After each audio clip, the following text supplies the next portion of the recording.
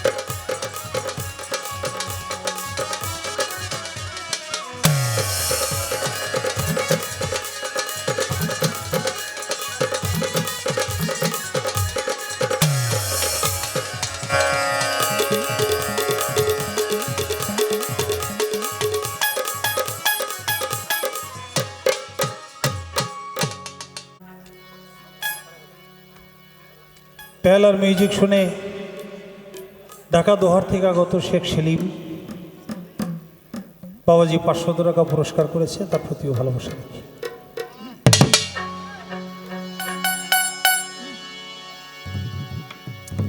পালাটা হাসর এবং কিয়ামত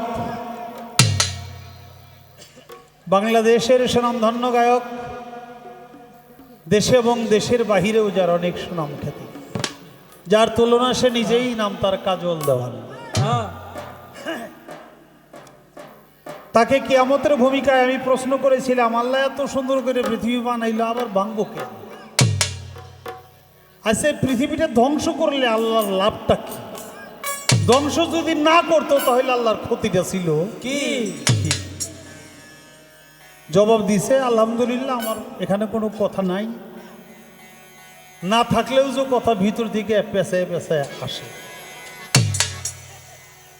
কয় জানেন, এই মানব জাতিকে বানানোর আগেও আল্লাহ তাআলা আরো 4টা জাতি বানাইছিল, হারিস, মারিস, অসুর, সিংহ। এগো আল্লাহ ধ্বংস করছে। হ্যাঁ, তা তো করছেই। আল্লাহ পাঠাইলো কেন?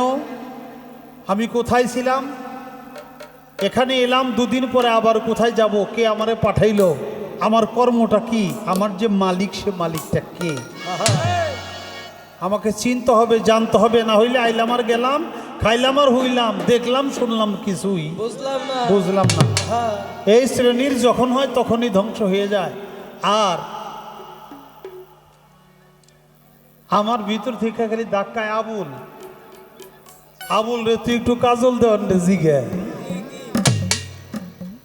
আইলাম আর গেলাম, খাইলাম আর হইলাম, দেখলাম শুনলাম, কিছুই বুঝলাম না। এই জন্য আল্লাহ ধ্বংস করে। এই বর্তমান যে মাসটা আরবি, এই আরবি মাসটার নাম কি বাবা বলতে পারেন না? মহরম মাস। মহরম শব্দের অর্থ হইল রক্ত ঝরা, নাকি বাবা? এই মহরমের চাঁদে অনেক ঘটনা দলিলপত্রে উল্লেখ করেছে, একটা ঘটনাকে ধামাচাপা দেওয়ার জন্য। একটু কথা আগে বলে নেই, মহরমের চাঁদের 10 তারিখ আল্লাহ পৃথিবী বানাইছে। আমরা শুনেই কই আলহামদুলিল্লাহ। মহরমের 10 তারিখে আল্লাহ তাআলা আদমকে ক্ষমা করছে, আমরা কই জোরে জোরে আলহামদুলিল্লাহ। আলহামদুলিল্লাহ। মহরমের 10 তারিখে ইব্রাহিম খলিলকে আগুন থেকে আল্লাহ মুক্তি করছে, জোরে জোরে কই আলহামদুলিল্লাহ। আলহামদুলিল্লাহ। এই মহরমের 10 তারিখে ইসমাইল জাবিউল্লাহকে কুরবানি করেছিল, আল্লাহ তাআলা বেহেশত থেকে দুম্বা পাঠাইয়া কুরবানি করে দিছে, আমরা জোরে জোরে কই আলহামদুলিল্লাহ। মানে মহরমের 10 তারিখে ঘটনার কোনো শেষ নাই। এর মূল কারণ কি? 100টা ঘটনা তৈরি করা হয়েছে এই কারণে, যেমন এই মহরমের 10 তারিখে ইমাম হোসেন আলাইহিস সালাম 72 জন নবী পরিবার নিয়া, শিশু নারী সহ 72 জন নবী পরিবার লইয়া এই মহরমের 10 তারিখে কারবালার প্রান্তরে নির্মমভাবে ইয়াজিদ তাকে তার সৈন্যবাহিনী দিয়া হত্যা করেছিল নাকি। এই ঘটনাটা যেন ধামাচাপা পড়ে, আমরা জানি এটা পইরে পইরে শিখি। আরে মহরমের যে এত মর্যাদা, এই মর্যাদা এমনি এমনি না, অনেক কিছু হয়েছে। আদম মুক্তি পাইছে, পৃথিবী বানাইছে এই মহরমের চান্দে।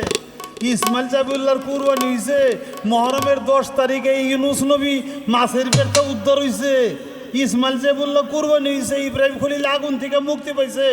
এগো সামনে এই 72 জন নবী পরিবার মরে গেছে, শাহাদত হয়েছে, এটা কোনো ঘটনাই না। এইটা মনে করানোর জন্য মুসলমান ইমানি মুসলমানদের আত্মা থেকে, হৃদয় থেকে এই মহরমের চাঁদে এই 10 তারিখের যে নির্মম ঘটনা পৃথিবীর ইতিহাসে, এই ঘটনাকে ধামাচাপা দেওয়ার জন্য হাজারোটা ঘটনা তৈরি করা হয়েছে। মূল হলো মহরমের চাঁদের যে ঘটনা 10 তারিখের ইমাম হোসেন আলাইহিস সালাম 72 জন নবী পরিবার নিয়ে শহীদ হয়েছিল। এটা সত্যিকারে যারা মুসলমান, হোসাইনি মুসলমান, মোহাম্মদী মুসলমান, যারা মাওলা আলীকে ভালোবাসে, যারা তরিকাকে ভালোবাসে, তারা কেউ কোনোদিন হাজারোটা ঘটনা ঘটাইলেও এই মহরমের চাঁদের 10 তারিখ তারা ভুলে যাবে না। এই জন্যে সারা পৃথিবীতেই যেখানে মুসলমান আছে সেখানেই হাই হোসেন, হাই হোসেন, হাই হোসেন, হাই ইমাম, হাই ইমাম তারা মাতম করতে থাকে নাকি বাবা। তো আমি এই কথাগুলি বলার কারণ হইল এইটা, পৃথিবীতে আমরা ভালো কাজ করি না, আমাদেরকে আল্লাহ ধ্বংস করে দিব। ডাইন পাশটা একটু চাইবে যান, চাইবে যান, পিছনের দিকে চেপে যান, পিছনের দিকে চেপে যান, পিছনের দিকে চেপে যান।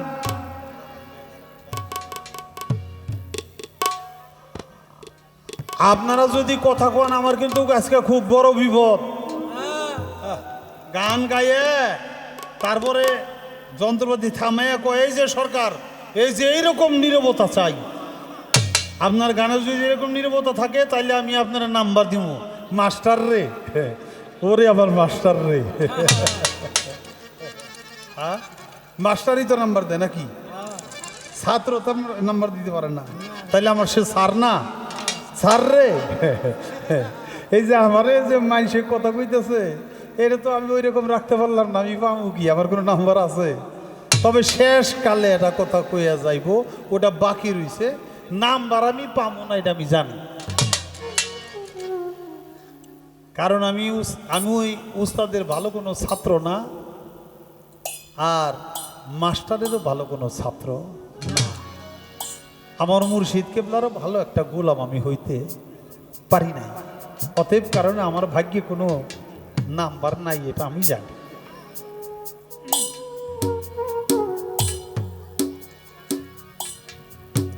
যে ঘটনাটা তুলছিলাম, যদি আমি ভালো কর্ম করি, আল্লাহকে চিনি জানি, আল্লাহ যে উদ্দেশ্য আমাকে পাঠাইছে সেই উদ্দেশ্য যদি আমি হাসিল করি, তাহলে তো ধ্বংস হওয়ার কথা না নাকি। আমি সেরকম চলি না। আমরা পৃথিবীর মানুষ কলুষিত হয়ে যাচ্ছি, আমাদের ইমান নষ্ট হয়ে যাচ্ছে। এই জন্যে পৃথিবী ইমান শূন্য হয়ে গেলে তখন ধ্বংস করে দেবে। আমি জবাব মাইনা নিছি। মাইনা নেওয়ার পরে আমার একখান কথা হইল, ইমাম হোসেন আলাইহিস সালাম তাকে যখন নির্মমভাবে হত্যা করা হয়, শিশুদেরকেও ক্ষমা করা হয় না, নারীদেরকেও ক্ষমা করা হয় না। তারা 72 জন নবী পরিবার সেদিন শহীদ হয়েছিল। আর টুপি দাড়ি মাথায় দিয়া, আজকন পায়জামা পইরা, কপালে নামাজের দাগ লইয়া তারাই এই নবী পরিবারকে হত্যা করছে। কোনো খ্রিস্টান হত্যা করে নাই, কোনো ইহুদি করে নাই, কোনো বৌদ্ধ করে নাই, কোনো হিন্দু করে নাই, নাকি অন্যরা করছে?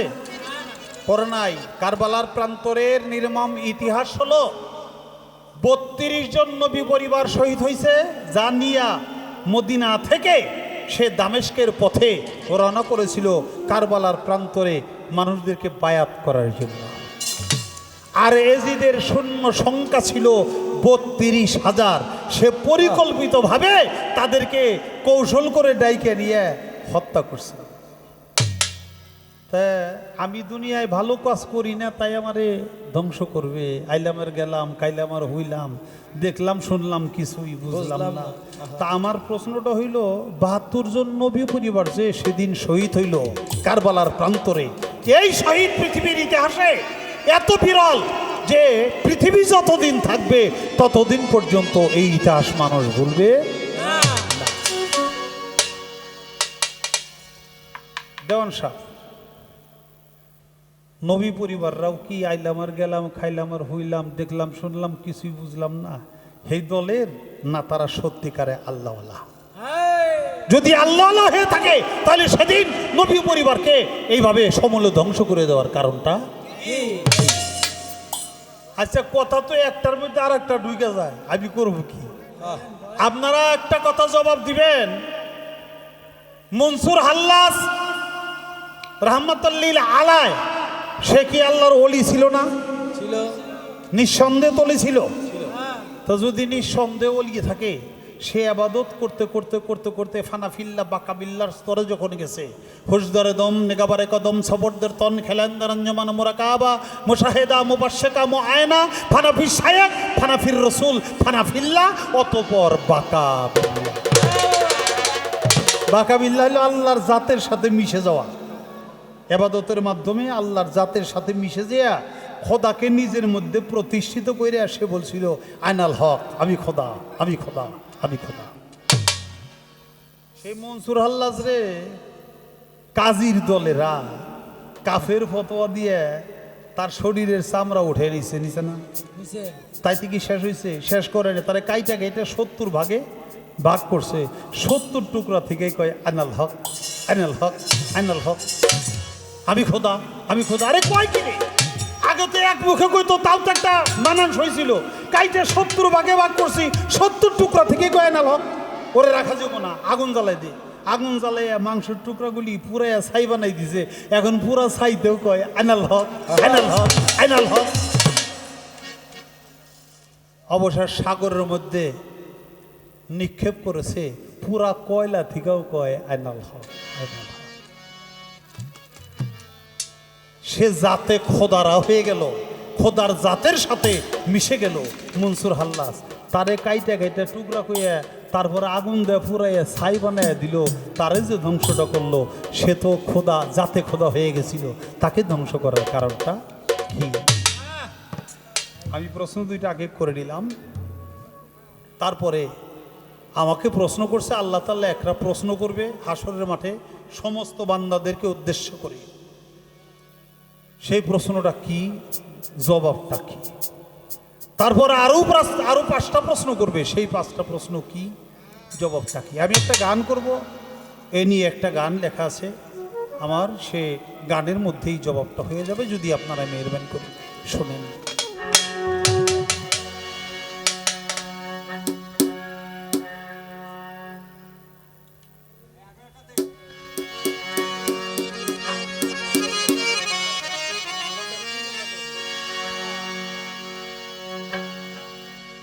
গেলে হাসরে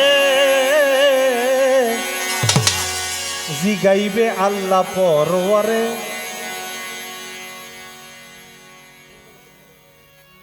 হিন্দু মুসলিম বৌদ্ধ খ্রিস্টান নারী পুরুষ সবাই রে, হিন্দু মুসলিম বৌদ্ধ খ্রিস্টান নারী পুরুষ সবাই, হিন্দু মুসলিম বৌদ্ধ খ্রিস্টান নারী পুরুষ জিগাইবে আল্লাহ পরওয়ারে, গেলে হাসরে জিগাইবে আল্লাহ পরওয়ারে।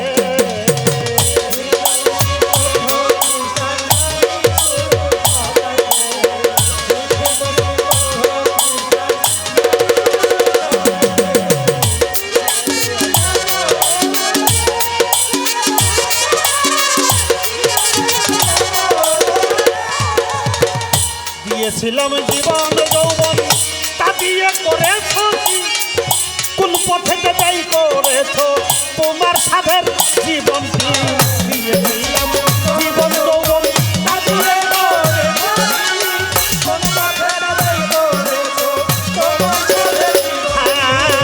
দিয়েছিলাম জীবন যৌবন তা দিয়ে করেছ কি? কোন পথে তা ব্যয় করেছ তোমার সাদের জীবন কি? নাকি জীবন করলাম মাটি ঢং করে রং বাজারে? নাকি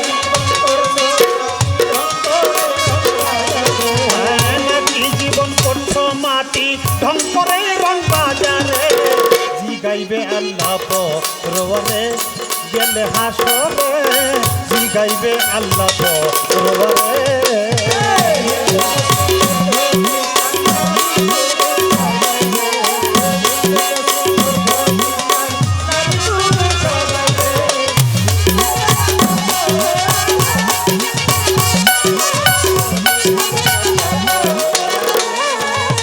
কোন পথে অর্জন করেছ ব্যয় করেছ কোন পথে? জ্ঞান করে কি পথ চলেছ মাওলাজির মুহাব্বতে?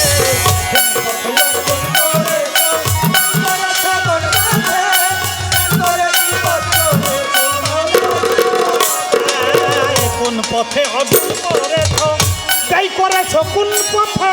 জ্ঞান করে কি পথ চলেছ মাওলাজির মুহাব্বতে? যা করেছ দুনিয়াতে ফল পাবে তাই আখেরে। যা করেছ দুনিয়াতে ফল পাইবা তাই আখেরে। জিগাইবে আল্লাহ পরবারে গেলে হাসরে, জিগাইবে আল্লাহ পরবারে।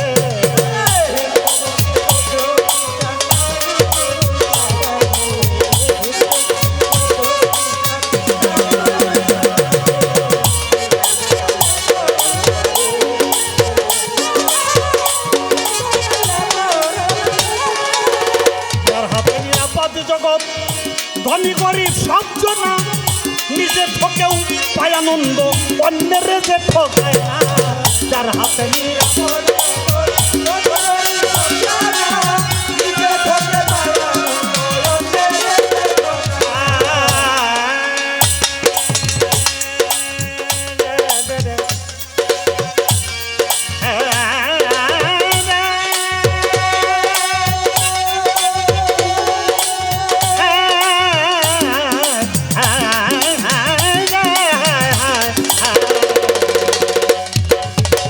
যার হাতে নিরাপদ জগৎ ধনী গরিব সব জনা, নিজে ঠকেও পায় আনন্দ অন্যের তাও ঠকায় না।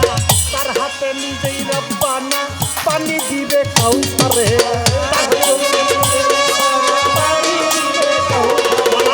তার জন্য নিজেই রব্বানা পানি দিবে কাউসারে। জিগাইবে আল্লাহ পরবারে গেলে হাসরে, জিগাইবে আল্লাহ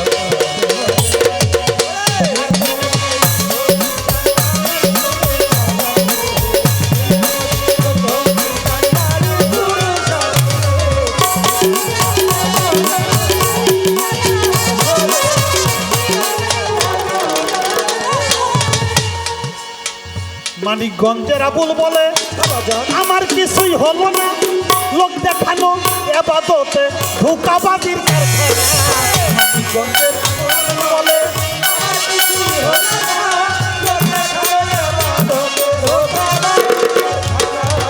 মানিকগঞ্জের আবুল বলে আমার কিছুই হলো না, লোক দেখানো এবাদতে ধোঁকাবাজির কারখানা। আশেকের কিছুই লাগে না মাসেক পাইলে অন্তরে, আশেকের কিছুই লাগে না ও বাবা, আশেকের কিছুই লাগে না মাসেক পাইলে অন্তরে। গাইবে আল্লাহ পরবারে গাইবে আল্লাহ পরবারে।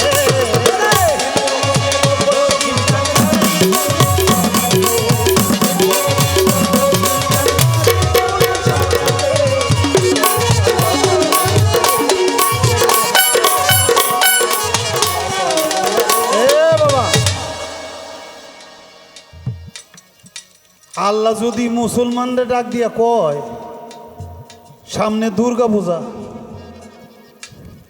দুর্গা পূজাটা করছিলি, তাইলে মুসলমান কইব আমার ধর্মে তো পূজাই নাই, আমি করব কি?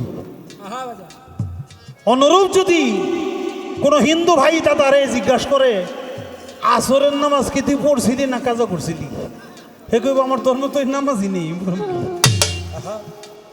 নাকি বাবা? হিন্দু মুসলমান বৌদ্ধ খ্রিস্টান নন নারী সব উপস্থিত হবে পৃথিবীতে 4,500 ধর্ম, সমস্ত ধর্মাবলম্বী লোকেরা উপস্থিত থাকবে। আল্লাহ জিজ্ঞাসা করবে সমস্ত বান্দাদেরকে উদ্দেশ্য করে, জবাব দিতে কোনো ধর্মের পক্ষ থেকেই কোনো অসুবিধা হবে না। এই প্রশ্ন কি? সর্বপ্রথম আল্লাহ তাআলা একটা প্রশ্ন করবে, হে আমার বান্দা বান্দিরা, তোমরা আমার একটা কথার জবাব করো, তোমরা কি দোষী না নির্দোষী? দেখেন, তোমরা কি দোষী না নির্দোষী? এক শ্রেণীর লোকেরা বলবে আল্লাহ রোজা করছি, পূজা করছি, ইবাদত করছি, ধর্ম করতে কোনোটাই কম করিনি আল্লাহ। আজকে তুমি জিজ্ঞাসা করো আমরা দোষী না নির্দোষী? আমরা কেন দোষী হব? আমরা তো তোমার কথা মানছি। আল্লাহ বলবে তোমরা যারা দোষী না নির্দোষী তোমরা একটা সাইড হও, একটা সাইড হবে তারা। আল্লাহ বলবে যে তোমরা যারা এখন পর্যন্ত কোনো জবাব দিলে না তারা জবাব করবে না। তারা বলবে আল্লাহ আমরা গুনাহগার, আমরা অপরাধী, নামাজ পড়ি, রোজা করি, হজ করি, জাকাত করি, পূজা করি, মা বাবার সেবা করি, দান খয়রাত করি, কোনটা তুমি গ্রহণ করেছো এটা আমরা জানি না, তুমি যা চাইছো আমাদের দ্বারা সেটা হয় নাই, আমরা দোষী, তোমার বিচারে যা হয় তুমি গাফুরুর রহিম, তুমি তো গাফুরুর রহিম, তুমি ক্ষমাকারী, পাহাড় পরিমাণ গুনাহ ক্ষমা করতে পারো, আর তুমি দয়াল, তুমি আমাদের উপরে দয়াও করতে পারো। অতএব আমরা দোষী, তোমার বিচারে যা হয় তুমি তাই করবে। তুমি তো আজকে বিচার দিবসের মালিক, মালিকিয়াও মিদ্দিন। আল্লাহ বলবে তোমরা যারা দোষী স্বীকার করেছো, নিজেদেরকে দোষী মনে করেছো, আমার জান্নাতের দরজাটা খোলা আছে, তোমরা অনায়াসে তোমরা জান্নাতের ভিতরে প্রবেশ করো, তোমরা আমার জান্নাতি মেহমান হয়ে গেছো। সুবহানাল্লাহ। যারা দোষী স্বীকার করেছো তারা আমার জান্নাতি মেহমান, চলে যাও।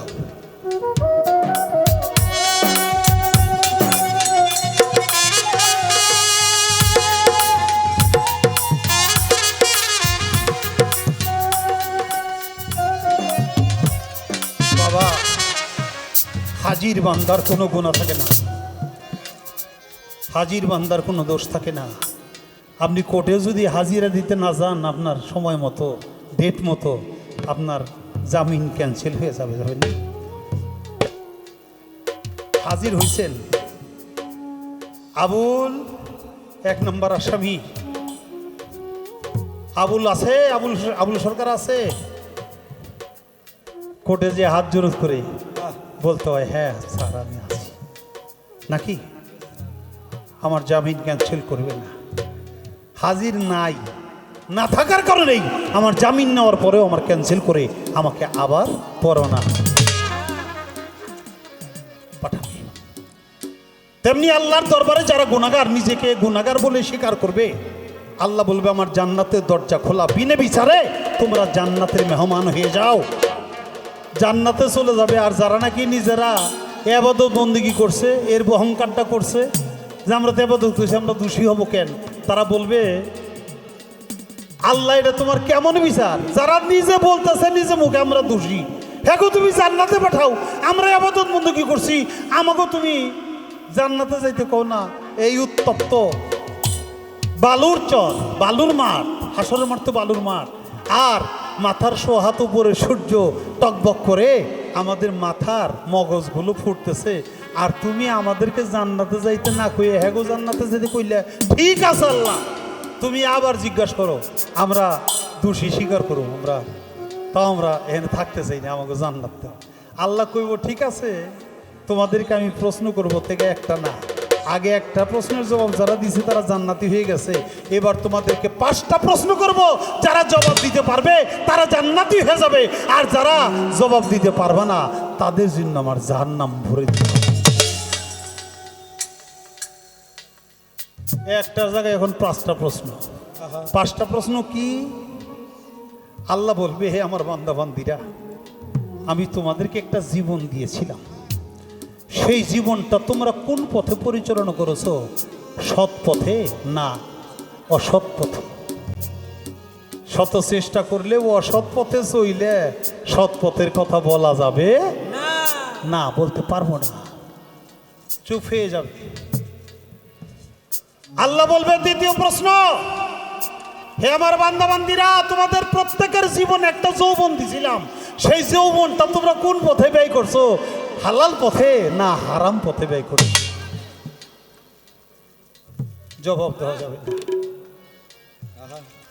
তৃতীয় প্রশ্ন করবে, হে আমার বান্দা বান্দিরা, প্রত্যেকের যৌবনে আমি অর্থ উপার্জনের একটা উৎসাহ তোমাদের ভিতরে দিয়েছিলাম, তোমরা যে অর্থগুলি উপার্জন করেছো সেটা কি হালাল পথে করেছো না হারাম পথে করেছো?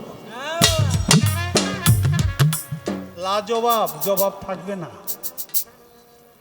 চতুর্থ প্রশ্ন করবে আল্লাহ, হে আমার বান্দা বান্দিরা, এই অর্থ ব্যয় করার স্বাধীনতা আমি তোমাদের প্রত্যেককে দিয়েছিলাম, তোমরা বলো তো সেই অর্থগুলো সৎ পথেই ব্যয় করছো না অসৎ পথে ব্যয় করছো? কিরে বাবা, আমি টাকা দিয়ে দেশের দশের সেবাও করতে পারি, মা বাবার সেবা করতে পারি, পীর মুর্শিদের ওলি আল্লাহর ভজন করতে পারি, আবার টাকা দিয়ে মদ জুয়া খাই আমি ওগুলো নষ্ট করতে পারি। তাই বলবে কোন পথে এই তোমার অর্থ ব্যয় করেছো, সৎ পথে না অসৎ পথে? জবাব থাকবে না। পরিশেষে 5 নম্বরের প্রশ্ন করবে, হে মানুষেরা, তোমাদের প্রত্যেককে একটা ব্রেন জ্ঞান দিয়েছিলাম, সেই জ্ঞানকে তোমরা কোন পথে পরিচালনা করেছো? সৎ পথে কাটাইছো না অসৎ পথে কাটাইছো? জবাব থাকবে না। আর এই জন্য আল্লাহ তাআলার বিচারের ব্যবস্থা সেদিন হয়ে যাবে, আমরা পার পাবো না, আল্লাহ তাআলা যে পর্যন্ত আমাদেরকে পার না করবে। বাজান, হক হলো 2 প্রকার, মনে রাখবেন। একটা হলো বান্দাই হক, আর একটার নাম হলো খোদাই হক, স্রষ্টার হক। আল্লাহর হক কি? নামাজ পড়বেন, রোজা করবেন, হজ করবেন, যাকাত দিবেন, দান খয়রাত করবেন, এগুলো আল্লাহর হক। নামাজ, রোজা, হজ, যাকাত, ইবাদত বন্দেগী বলতে যেটা বোঝায় সেটা হলো খোদাই হক। খোদাই হক আপনি নষ্ট করে আদায় করেন নাই, পাহাড় পরিমাণ গুনাহ করছেন, সেই পাহাড় পরিমাণ গুনাহ আল্লাহ ক্ষমা করবে যদি আপনি একবার খালেজ দিলে তওবা পাঠ করেন, আস্তাগফিরুল্লাহ রাব্বি মিন কুল্লি জামবে ওয়া তুবু ইলাইহি লা হাওলা ওয়ালা কুওয়াতা ইল্লা বিল্লাহিল আলিয়্যুল আযীম। আল্লাহ ক্ষমা করে দিবে, কারণ আল্লাহ গাফুরুর রাহিম, ক্ষমাকারী। কিন্তু কোনো বান্দাই হক নষ্ট করছেন, আল্লাহ বান্দাই হক নষ্ট করলে আল্লাহ কাছে 1000 বার ক্ষমা চাইলেও ক্ষমা করবে না। তাই বাজান, সাবধান সাবধান, মানুষই মানুষের ঠকায়েন না। আত্মীয় ঠকায় না মানুষে, রক্তরে বংশরে ঠকায় না, বোনেরে ঠকায় না, বাইরে সারাদিন ঘুরে আপনার জমিতে কৃষানে ক্ষেত নিরাইছে, কাম করছে, মাটি কাটছে, তার শরীরের ঘাম শুকানোর আগেই টাকা দেওয়ার কথা, পারিশ্রমিক দেওয়ার কথা, কিন্তু আপনি 3 দিন ঘুরাইয়া তারপরেও দিতেছেন না। আবার 5 দিন কাম করছেন, 5 দিনের টাকা দিবেন তো দূরের কথা, 4 দিনের টাকা দিয়ে যা যা বেটা খাওয়াইছি না তোরে। আবার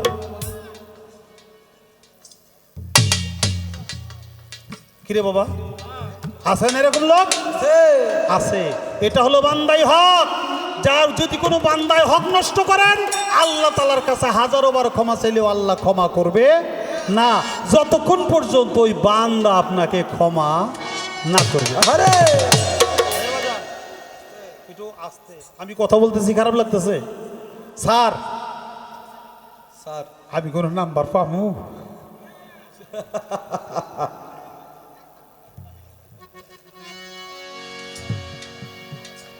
বিষয়টা হলো কি বাবা, ওই যে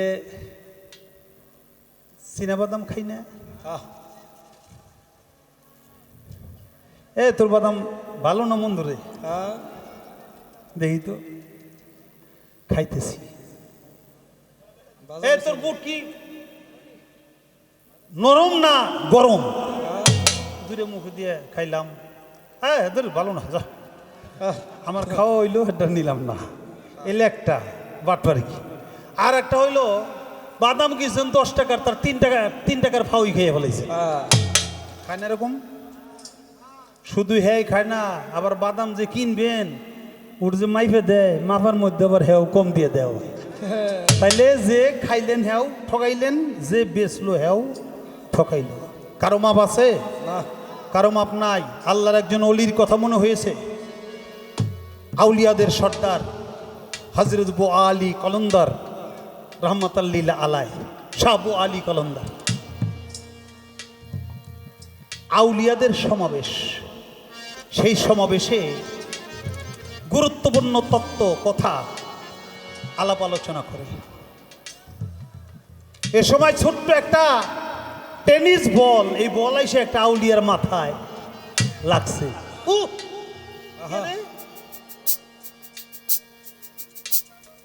দেখে বাচ্চাটা দৌড়ে এসে, আজকে আমার বলটা দেন, আমার বলটা দেন। যার মাথায় লাগছে সে বলে, এত বড় বেয়াদব ছেলে, আহা যেখানে আউলিয়াদের সমাবেশ হয় আউলিয়ার মাথায় বল লাগাস? বেটা বেয়াদব। এই তোর বাবার নাম কি? ব্যথা যে পায় তার তুই রাগ হয় নাকি বাবা? শাহ বু আলী কলন্দার থাপা দিয়া ওই আউলিয়ার হাত ধরছে, বাবা ওরে আর কিছু করো না। কমু না কেন, দেখেন না কান্দা করলো কি? যা বলার আমারে বলে। কারণটা কি? কে কও? আমার ছেলে। শাহ বু আলী কলন্দার রহমতুল্লাহ সে বলে, ও আমার ছেলে। কি আপনি আউলিয়া গো সর্দার, আপনার ঘরে এরকম একটা বেয়াদব সন্তান, এর কারণ কি? এটার জবাব দেন। শাহ বু আলী কলন্দার বলে, আমাকে একটু সময় দাও। ঠিক আছে দিলাম। উনি চক্ষু বন্ধ করে মেডিটেশনও বসছে, ধ্যানে বসছে। ধ্যানে বসে ওই সন্তানটা জন্ম নেওয়ার আগে চলে গেছে। আপনি এখন চক্ষু বন্ধ করে আপনার শিশুবেলার দিকে যাইতে পারবেন না? শিশুবেলায় কি করছেন, কার সাথে আড্ডাচারিতা করছেন, ভালো করছেন কি মন্দ করছেন, আপনার মায়ের সাথে কি করছেন, আপনার মা আপনাকে কেমন আদর করছে, আপনার বাবা আপনাকে কেমন আদর করছে, যাইতে পারবে। শাহ বু আলী কলন্দার চক্ষু বন্ধ করে যখন মেডিটেশন করছে, ধ্যানে বসছে, ধ্যান করে দেখে সন্তান জন্ম দেওয়ার আগে উনি হাঁটতে হাঁটতে হাঁটতে হাঁটতে একটা খুরমার দোকানে গেছে। খুরমার দোকানে যেয়ে বলতেছে, তোমার খুরমাটা ভালো নাকি ভাই? হ্যাঁ খুব ভালো খুরমা, দেখি তো একটা খাইয়া। খাইছা, হ্যাঁ তোমার খুরমাটা তো ভালো। কত করে কেজি ভাই? এত টাকা কেজি। আমারে 1 কেজি দাও। 1 কেজি দিছে, 1 কেজির দামও সে পরিপূর্ণ দিয়ে দিছে, কিন্তু একটা যে খাইছে এটার দাম সে পরিশোধ করে নাই। অনেক বড় লোকের, অনেক নামী লোকের, দামি লোকের ছোট্ট একটা ভুল অনেক বড় ভুল নাকি? আহা আপনাদের মনে থাকার কথা, কোন এক মন্ত্রী বলছিল এক সময়, আল্লাহর মাল আল্লাহ লয়ে গেছে, কইছিল না? তার জন্য তার দল থেকে বহিষ্কার করা হয়েছিল, তার মন্ত্রিত্ব চলে গেছিল, মনে আছে বাংলার মাটিতে? আল্লাহর মান যে আল্লাহ নিচে, কথাটা কিন্তু সত্য, সত্য কথাই কইছে। কিন্তু সে যে স্বরাষ্ট্রমন্ত্রী, মন্ত্রী জায়গায় থেকে এই কথাটা বলা চলবে না। আল্লাহর মাল আল্লাহ লয়ে গেছে, তুই মন্ত্রী কি করছাস? মানুষ খেপে গেল, অবশেষ তার মন্ত্রীগিরি। আরো অনেক ইতিহাস আছে। তাই যে ব্যক্তি যত বড় মাপের, তার কথাটা ওই রকম মাইপে বলতে হয়, তার যেন ভুল না হয়। আপনি আউলিয়াদের সর্দার, আপনার ঘরে এরকম একটা বেয়াদব সন্তান হইল কেন? জবাবটা দেন। এখন ধ্যান করে চেয়ে দেখে খুরমা তো 1 কেজি কিনে আনছে টাকা দিয়ে, কিন্তু কেনার আগে মাপার আগে যে একটা খাইছে ওইটার দাম সে পরিশোধ করে নাই। এটা তার জন্য বৈধ না। ওই অবৈধ খেজুরটা থেকে তার শরীরে অবৈধ রক্ত হয়েছে। অবৈধ রক্ত থেকে অবৈধ নির্যাস, অবৈধ নির্যাস থেকে অবৈধ শুক্রাণু, অবৈধ শুক্রাণু থেকে এই বেয়াদব সন্তানটা জন্ম হয়েছে। বললো আমার ছেলেটার কোনো দোষ নাই বাবা, আমি নিজেই এত বড় একটা ভুল করছিলাম, সেই ভুলের খেসারত এটা যা অপমান করতে হয় আমাকে করো, শিশুটাকে করে না, ওর কোনো দোষ নেই। বাজা বান্দাই হোক যেন কারো নষ্ট না হয়। যার হাতে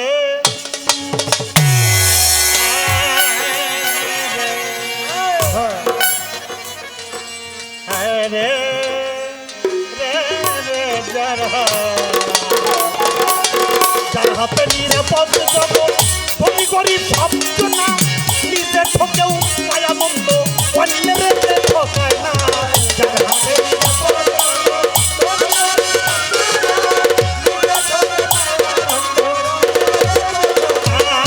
যার হাতে নিরাপদ জগৎ, ধনী গরিব শব্দ না, নিজে ঠকেও পায় আনন্দ, অন্যের যে ঠকায় না। তার জন্য নিজেই রব্বানা পানি দিবে কাউসারে, আরে তার জন্য নিজেই রব্বানা পানি দিবে। গাইবে আল্লাহ পরে ছেলে হাসরে, গাইবে আল্লাহ পরে।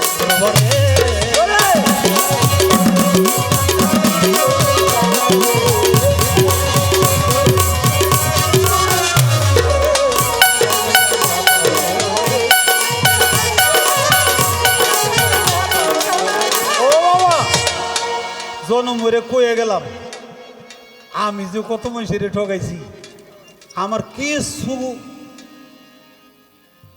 বিচার আনন্দ লাগবো না। যেই মানুষগুলির কষ্ট দিয়ে গেলাম, এই মানুষগুলি যদি খালি আল্লাহর কাছে বিচার চায়, আমি আবুলের কোনো ক্ষমা নাই।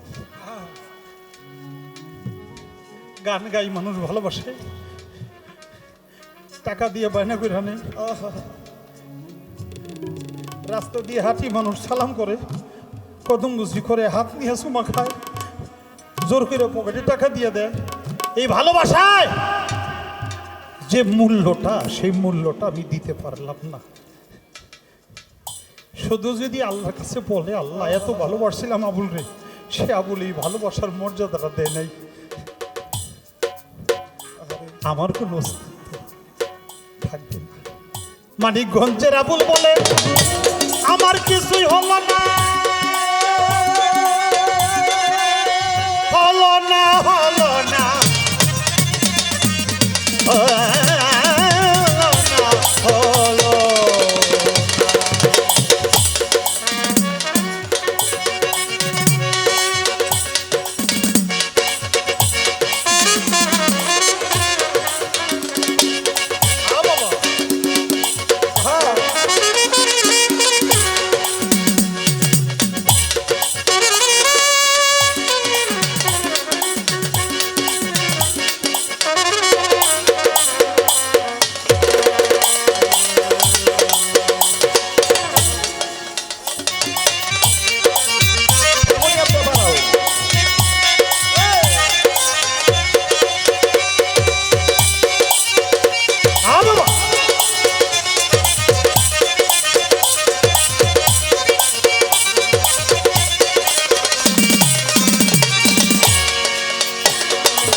মানিকগঞ্জের আবুল বলে, আমার কিছুই হলো না, লোক দেখানো এবাদতে ধোঁকাবাজির কারখানা।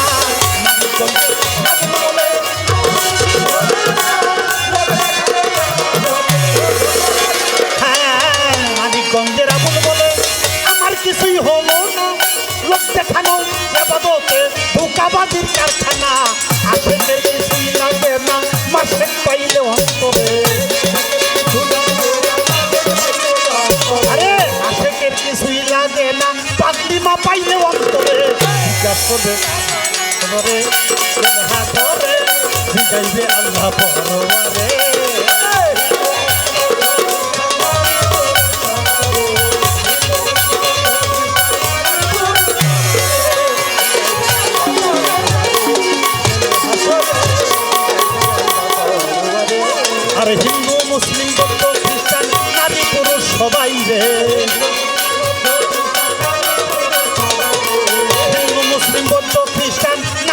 দোষ সবাইরে জিগাইবে আল্লাহ পরওয়ারে জেল হাসরে জিগাইবে আল্লাহ পরওয়ারে জেল হাসরে জিগাইবে আল্লাহ পরওয়ারে জেল হাসরে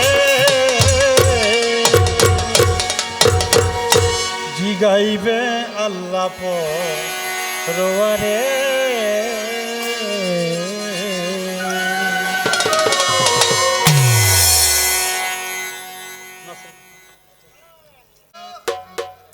অনুরোধ থাকে, কিছুই করার নেই। আমার মোস্তফা ভাই, আজকে মোস্তফা ভাই অসুস্থ অনেক। আজকের দিনের একটা গান পাণ্ডবালী সাহ পাঠাইছি ফকির আবুলকে আর রোমা সরকারকে। এরা এত করে ধরছিল গানটা যাওয়ার জন্যে। বলছি কি আমার ভাইরে দেখতে যাব, গানটা তো বড় কথা না, ভাবিটা চলে গেছে দুনিয়া ছেড়ে। এখন আমার ভাইটা অসুস্থ, কখন চলে যায় জানি না। আব্দুল সামাদ আমার বাজানের ভক্ত ছেলে, আমার তরিকার ভাই 200 টাকার মাধ্যমে পুরস্কার করেছে, ধন্যবাদ। ওই একটাবার দেখে আসি ভাবিটাকে, তো শেষ দেখাটা হলো না। কে কখন চলে যাব জানি না। শেষে ওয়াদা করাইছে শুকুর আলী শাহর ভক্ত জসিম ভাই আরো 200 টাকা। আচ্ছা আচ্ছা আচ্ছা আচ্ছা আচ্ছা আচ্ছা, তাই দেখার জন্য আসলাম। অবশেষ কথা দিছি, আল্লাহ যদি আগামী বছর বাঁচায় রাখে তাইলে এই পাগলিমার মাজারের অনুষ্ঠান যেহেতু 3 দিন, আমি আর অন্য দিন গাইতে হইব, শেষ দিন আমার ভাগ্যে হইব না। এগো অবশেষ হাতে ধরে ক্ষমা চাইয়ে আগামী বছরের জন্যে যদি বাইসে থাকি আর কি, তাহলে আগামী বছর জন্য ওখানে গান গামু। এখানে আমার 1 দিন আগে বা 2 দিন আগে আমার দিয়েন, আমি সারোরে রবিলে গেলাম, কারণ ওইখানে এবছর বিপদ বইরে কথা দিয়ে দিছি।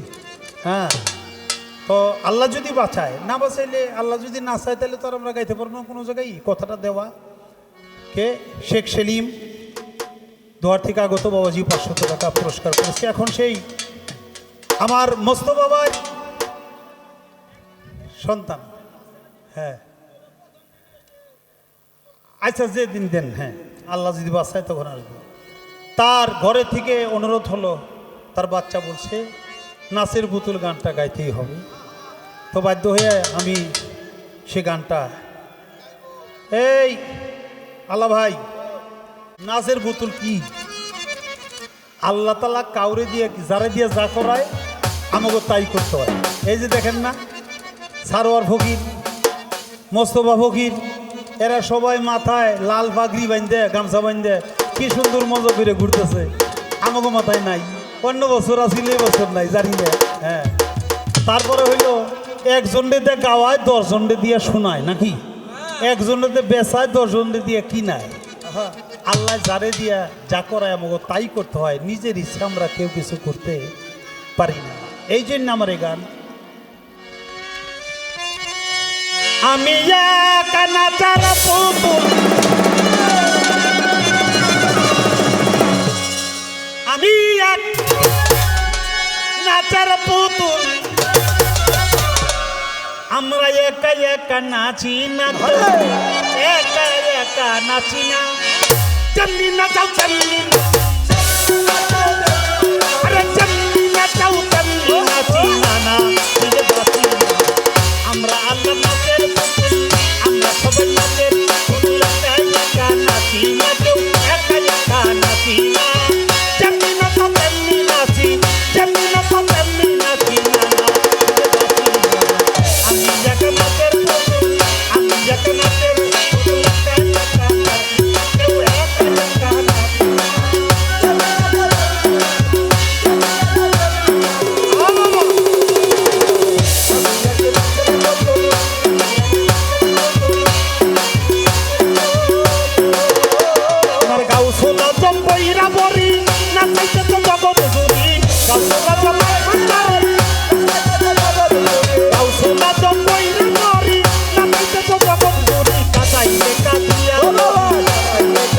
ও বাবা কাটাইলে কাটিয়া মরি,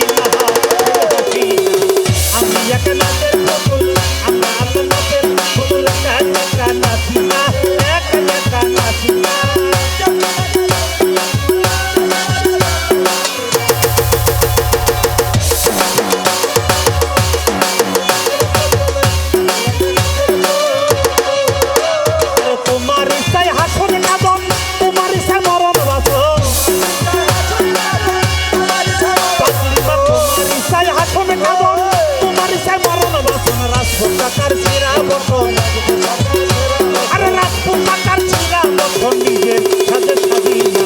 আমি একা নাচের পুতুল, আমরা আসল নাচের পুতুল, একা একা নাচি না, একা একা নাচি না।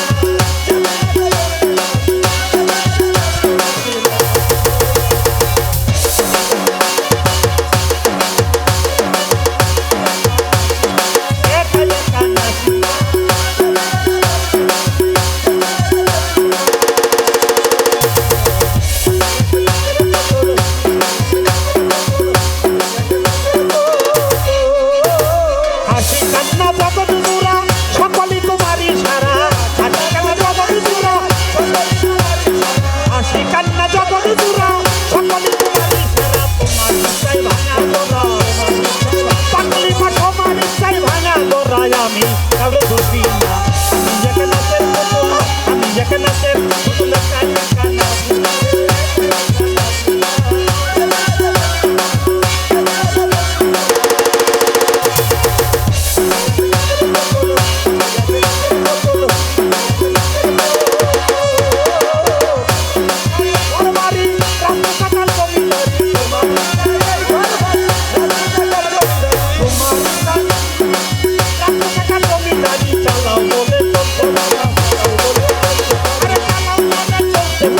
একাই একা চলি না, আমি একা নাচের পুতুল, আমি একা নাচের পুতুল, একা একা নাচি না।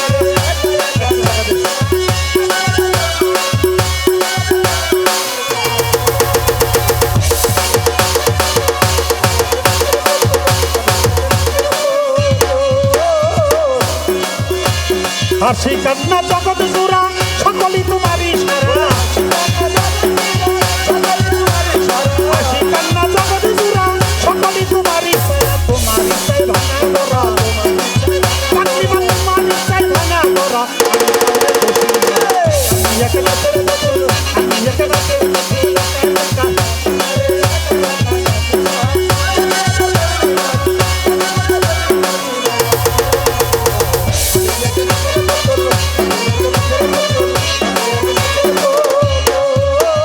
তুমি রাখো তুমি মারো সর্ব হইয়া দংশন করো, তুমি রাখো ছোট হয়ে দংশন করো, রাখো তুমি মারো সর্ব হইয়া দংশন করো। উজা হইয়া তুমি যাবো, উজা হইয়া ওরা মা তুমি, আরে উজা হইয়া তুমি যারো, আমি বুঝি না। আমি একা নাচের পুতুল, আমি একা নাচের পুতুল, একা একা নাচি না।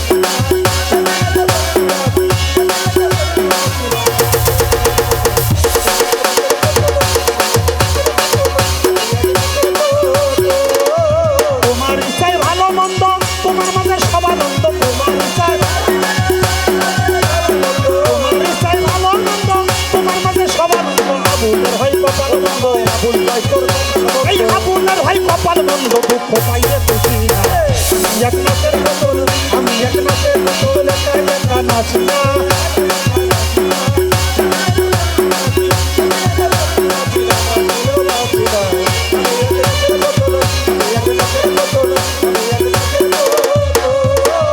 আগে পিছে তুমি তুমি চাইলে মানে তুমি তুমি, আগে পিছে আগে পিছে তুমি তুমি চাইলে মানে তুমি তুমি, উপর পিছেও তুমি তুমি, ও বাবা উপর পিছেও তুমি তুমি, আমি কিছুই না। আমি এক নাচের পুতুল, আমি এক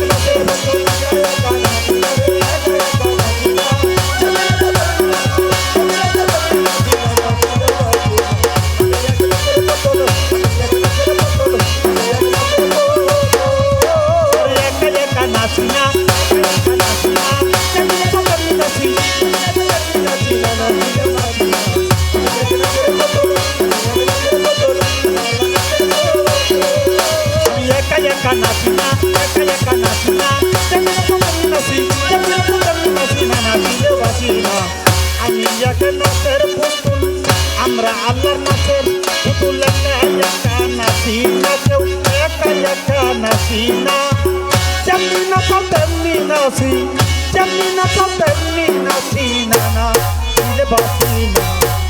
আমি এক নাচের পুতুল, আমরা সবাই নাচের পুতুল, আমরা আল্লাহর নাচের পুতুল, আমরা ভান্ডারির নাচের পুতুল, বৈরাবরী নাচের পুতুল, আসিফ বাবার নাচের পুতুল, পাগড়ি মায়ের নাচের পুতুল, অমর চাঁদের নাচের পুতুল।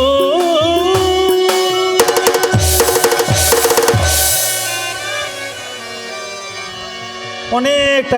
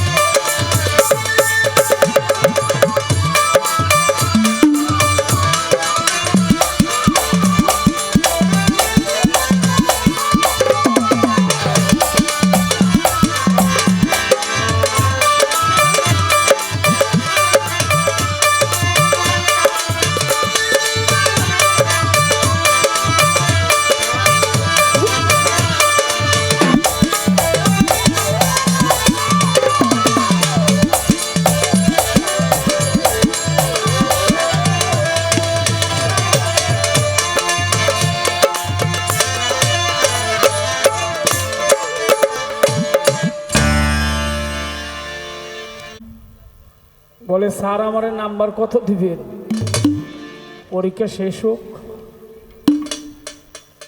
মাঝখানে যদি কেউ নাম্বার চায়, মানে লেখাপড়া চলতেছে এই সময় নাম্বার চাইলে তো নাম্বার দেওয়া যাবে না। পরীক্ষার এক্সাম শেষ হবে, তারপরে বিচার বিবেচনা করবে, আর আমি তো দেওয়ার কেউ না, রেজাল্ট দিবে হচ্ছে আপনারা যারা আছেন তারা। আমরা দুজন হচ্ছি হাকিমের ন্যায়, আপনারা হাকিমের ন্যায়, আমরা দুজন হচ্ছি উকিলের ন্যায়। মাফ করবেন, আমরা দুজন উকিলের মতো তর্ক করব, আলোচনা করব, আপনারা হাকিম বিচারক হিসাবে বিচার করবেন।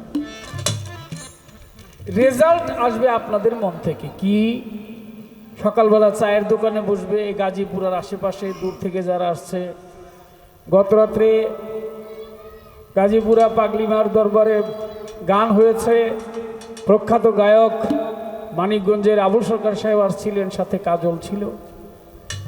এই গানের মঞ্চে এই আলোচনাগুলি হয়েছে, এই কথাগুলি তারা বলেছে, আমাদের প্রাণে এই কথাগুলি লেগেছে, এটা ধারণ করেছি, তাদের জন্য দোয়া করি। আবার কেউ কেউ বলতে পারে দূর এটা কোনো গান হইল, আসলে এরকম বলবে না। এই বিষয়টা তারা বিচার করবে, তারা রেজাল্ট দিবে, রেজাল্ট দেওয়ার মালিক আমি না।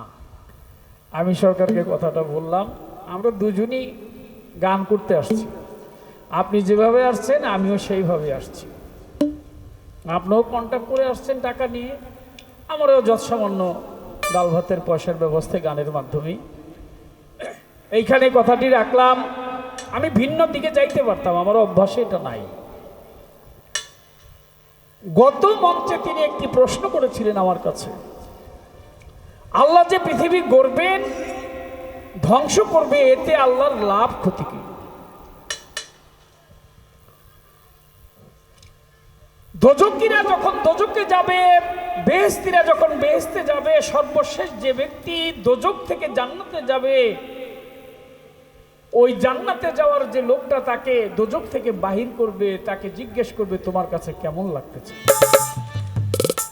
বলে আমি যে দোজকের মধ্যে ছিলাম, ওরে বাবারে বাবা, নেহাত বলা হয় লোকটাকে, মানে বলে না নেহাত, সর্বশেষ ব্যক্তি আর কি, যে আগুনের মধ্যে আমি জ্বলতেছিলাম, কষ্ট পাইতেছিলাম, আমার তার চাইতে এখন অনেক ভালো লাগতেছে।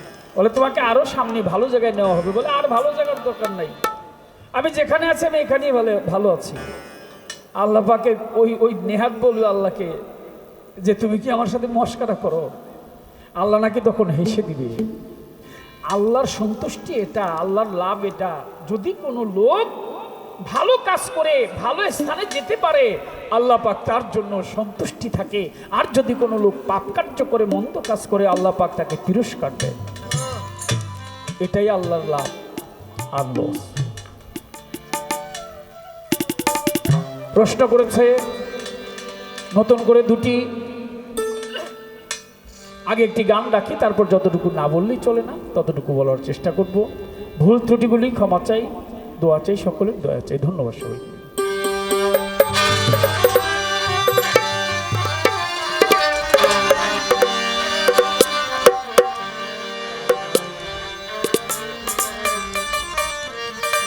বর্তমান প্রেক্ষাপট, গানটি লিখেছেন ফতুল্লার একজন গুণী শিল্পী ছিল, তার নামও ছিল আবুল সরকার, যাকে আমরা বড় আবুল বলি জানি। পৃথিবীর মায়া ছেড়ে চলে গেছেন, আল্লাহ যেন তাকে ভালো রাখে। একেবারে যখন অডিও ক্যাসেট বাহির হয়েছিল, তখন অডিও ক্যাসেটের মধ্যে এই গানটা মুখস্থ করে প্রথম গিয়েছিলাম, মঞ্চেও গিয়েছি। কিন্তু প্রেক্ষাপট যেখানে, এখানে এই গানটা না গাইলে ভালো লাগবে না, এর জন্য গানটা গাওয়া।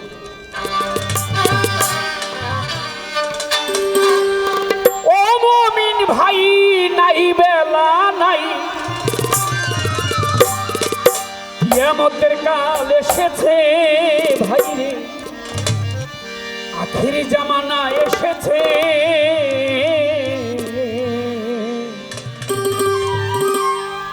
এখনো ভালোবাসা আছে, মানুষ মানুষকে ভালোবাসে, তা না হইলে এইভাবে বসে থাকতেন একজন আরেকজনের সাথে। এমন লোকও আছে এখানে, যার সাথে আপনি যার পাশে বসা, সেই লোকটাকে আপনি চেনেন না, এরকম লোক আছে। এই ছেলেরা, তোমরা ওঠা বসা করবা খুব সাবধানে, হ্যাঁ, খুব সাবধানে। আর উঠবা না, উঠবাই না। এই মা, যাও।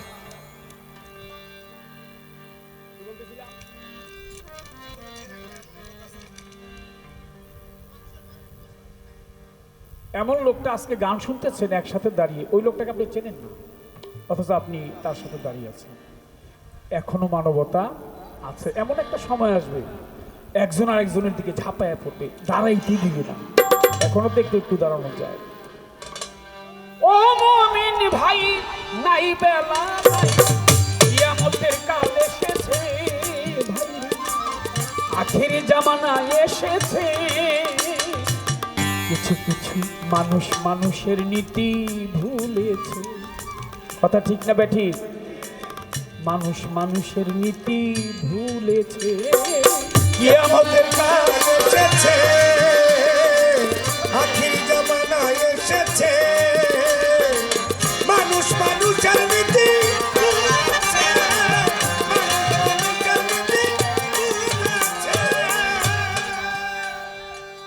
তুমি আমি ভাই ভাই, এটা ইসলাম ধর্মে কয়। আরে মানুষ মানুষের বন্ধু চির নিশ্চয়। তুমি আমি ভাই ভাই, ধর্মে তাহা কয়। মানুষ মানুষের বন্ধু চির নিশ্চয়। কথার বেলায় আছি মোরা, কাজের বেলায় ফাঁকি। এই মানুষের হার মানাইল বনের পশু পাখি।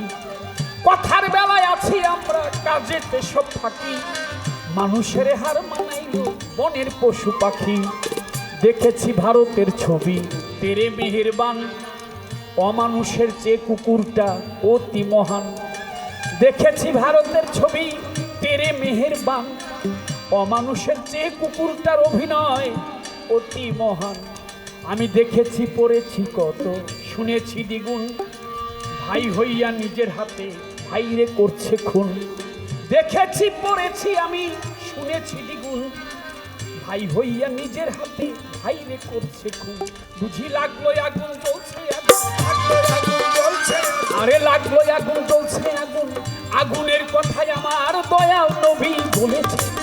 মানুষ মানুষের নীতি ভুলেছে, মানুষ মানুষের নীতি ভুলেছে। কিয়ামতের কাল এসেছে,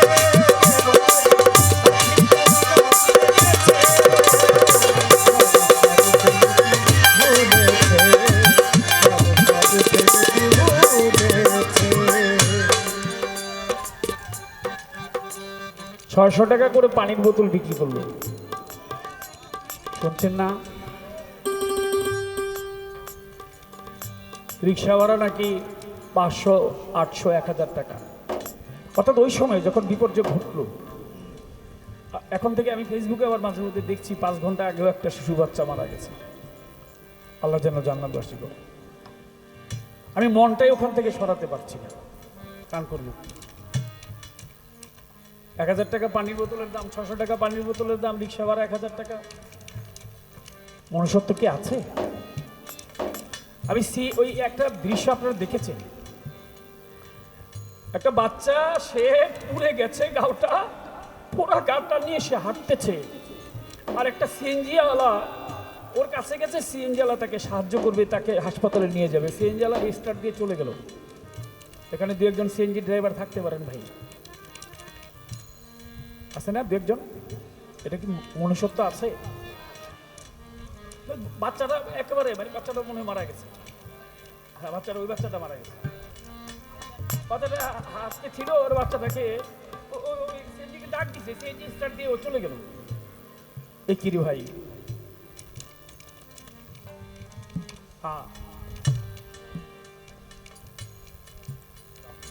কিয়ামতের কাল এসেছে, আখির জামানা এসেছে, মানুষ মানুষের নীতি ভুলেছে, মানুষের নীতি ভুলেছে।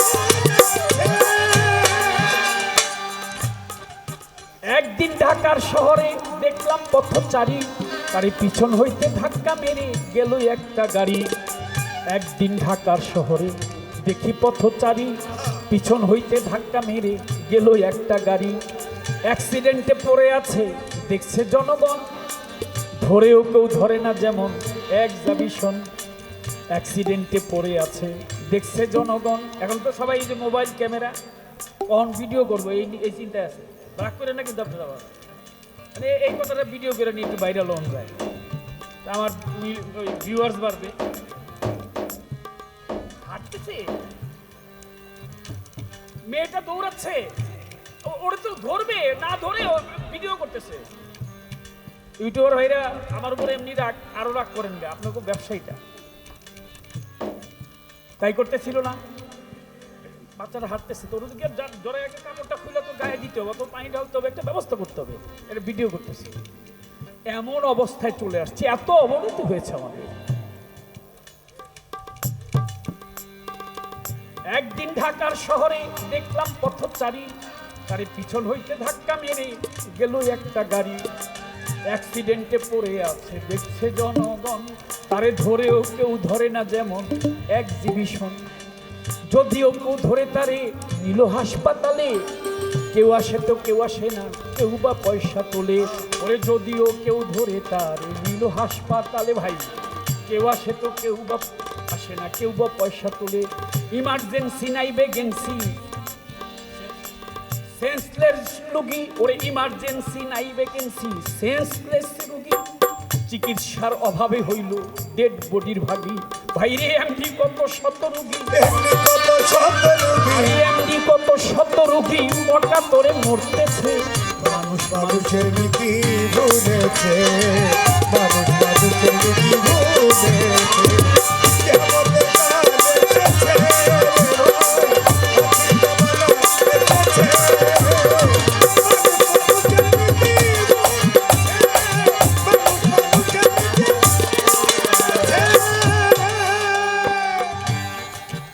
দেশটাই ভরিয়া গেছে আদম ব্যাপারী, ঘর বাড়ি বেচাইয়া কত দিল মাথায় বাড়ি। দেশটাই ভরিয়া গেছে আদম ব্যাপারী, ঘর বাড়ি বেচাইয়া কত দিল মাথায় বাড়ি। ফক্করবাজি, ত্রাসবাজি, হাইজ্যাক রাহাজানি, যৌতুকের বলিদানে মরল কত প্রাণী। ফক্করবাজি, ত্রাসবাজি, হাইজ্যাক রাহাজানি, যৌতুকের বলিদানে মরল কত প্রাণী। কেউ শুনে না কারো কথায়, আল্লাহর কথা, নবীর কথা, বাবার কথা, মায়ের কথা, সমাজের কথা, বড় ভাইয়ের কথা, মুরব্বীর কথা, যার যার মতে মত। কারো প্রতি নাই বুঝি ভাই কারো মোহাব্বত, ওরে কেউ শুনে না কারো কথা, যার যার মতে মত। কারো প্রতি নাই ভাই কারো মোহাব্বত। ওই মুফতি মৌলবী যত ঢাকা জেলার মাওলানা। আমরা গায়ক দুইজন, কিছু কথাই 16 আনা। ভাইরে ওয়াজ কিংবা গান বাজে না, গান বাজে না, ওয়াজ কিংবা গান বাজে না, পেট নীতিতেই চলেছে। মানুষ মানুষের নীতি ভুলেছে, মানুষ মানুষের নীতি ভুলেছে। কিয়ামতের কাল এসেছে, আখির জামানা এসেছে।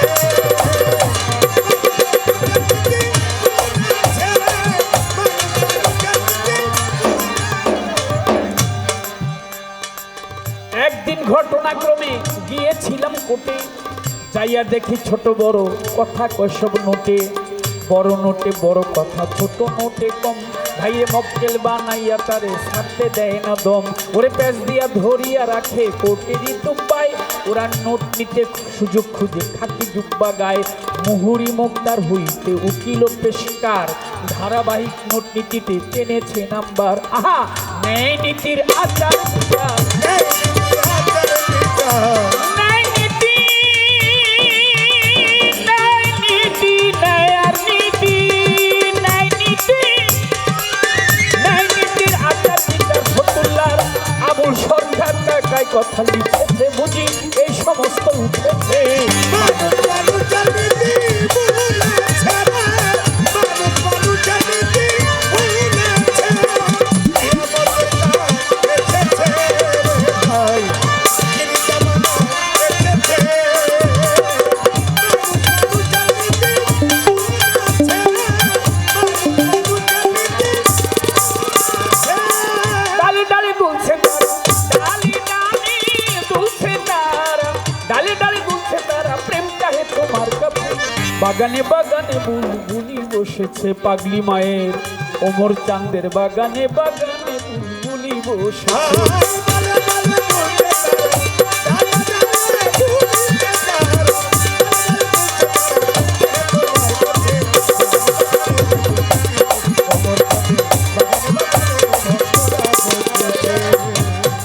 সভা করে আছেন যারা ভক্ত আশেকান, যেইভাবে বসে শুনছেন বিচার বাউল গান।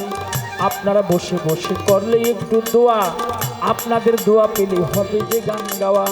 সভা করে আছেন যারা যত বন্ধুগণ, এইভাবে নীরবতা করিবেন পালন।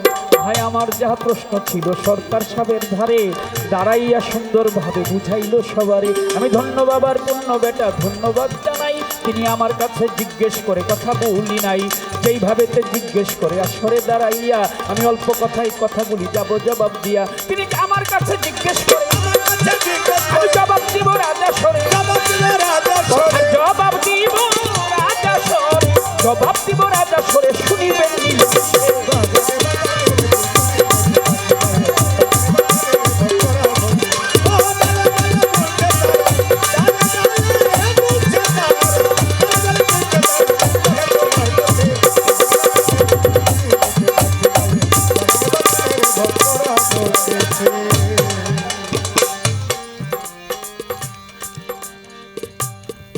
প্রশ্ন করেছে আমার কাছে, শুনেছেন বন্ধুগণ,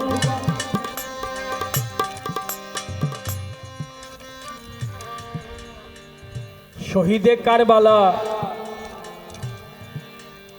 মুসলমান যেজন, আহা ৭২ জন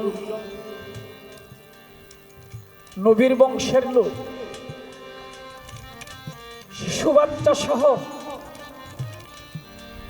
দাওয়াত দিয়ে নিয়ে গেল এজিদ। সত্য কথা কহ, কেন বায়াত করবে? বায়াত হবে ইমাম হোসেন আলাইহিস সালামের কাছে বায়াত। এই মোবাইলটা ভাই, এই ভাই আপনার কথা এখানে আসে, দাদা একটু আস্তে আস্তে।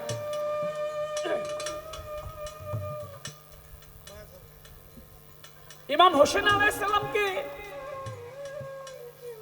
বললেন যে আপনি আসেন, বায়াত হব আপনার কাছে, আপনাকে স্বীকার করব, দামেস্কের ভার আপনার উপর দেওয়া হবে।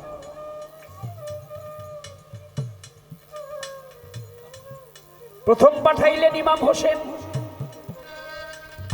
মুসলিমকে। মুসলিম বন্ধু, তুমি একটু গিয়ে দেখো তো কি অবস্থা। মুসলিমের 2 সন্তান ইব্রাহিম এবং মোহাম্মদ, তারা বললেন যে বাবা আমাদেরকে সাথে নিয়ে যাও। মুসলিম গিয়ে প্রথম দেখে ভালোই, পরে যখন টের পায় ইমাম হোসেন আসে যদি এই কারবালায়, তাকে হত্যা করা হবে, বুঝলেন বিষয়টা।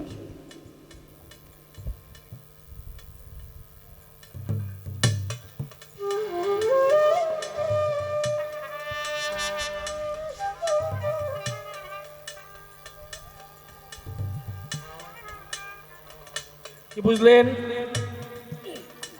বুঝলেন?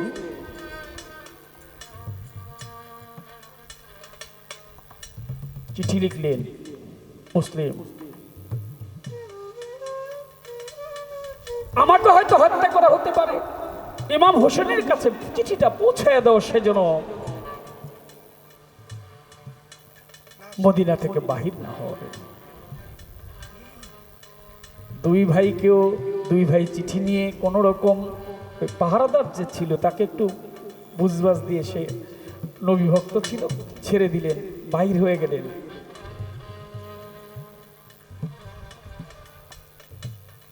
তাদেরকে ধরে এনে দুই ভাইকে জবাই করলেন। অবশেষে ইমাম হোসেন বুঝিতে না পেরে চলে আসলেন। ইমাম হোসেন কারবালা প্রান্তরে তিনি আসলেন, জানতো না গে ৩০-৩২ হাজার সৈন্য তাদেরকে ঘেরাও করে ফেললেন, আর ৭২ জন নরনারী বৃদ্ধ সহ তাঁবুর ভিতরে।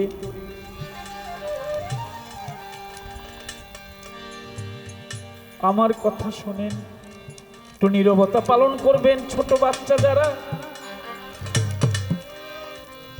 এই বাবা, কথা কানে আসে, আমার কষ্ট হয়।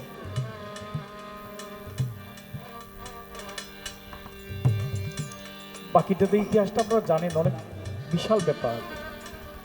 কিন্তু যুদ্ধটা হয়েছিল কিসের? ন্যায় এবং অন্যায়, সত্য এবং বাতিলের। ইমাম হোসেন আলাইহিস সালাম ছিলেন সত্যের পক্ষে, ন্যায়ের পক্ষে, আর এজিদ ছিল বাতিলের পক্ষে, অন্যায়ের পক্ষে। ইমাম হোসেন যখন যুদ্ধরত অবস্থায়, তিনি যখন কারবালা প্রান্তরে যুদ্ধ করতেছিলেন, তুমুল যুদ্ধ চলতেছিল, ইমাম হোসেনের সামনে এসে কেউ দাঁড়াতে পারে না। তখন দূর থেকে এজিদের সৈন্যবাহিনী তারা চিন্তা করলেন যে ইমাম হোসেনকে ঘায়েল করতে হলে তাকে তীর নিক্ষেপ করে তাকে আহত করতে হবে, নয়তো তার সামনে যাওয়া যাবে না। তীর মারছে।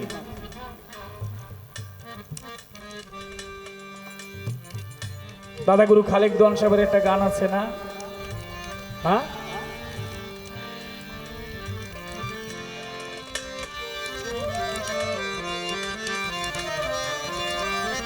ওরে কঠিন মরু কারবালাতে ফোরাত নদীর উত্তদার রে, ফোরাত নদীর উত্তদার, কাঁদিছি ইমামের বংশ পানি বিনে হাহাকার।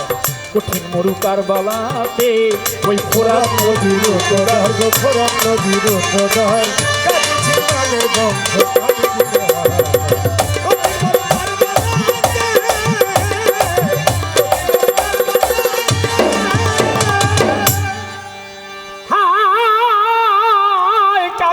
শহর ভানু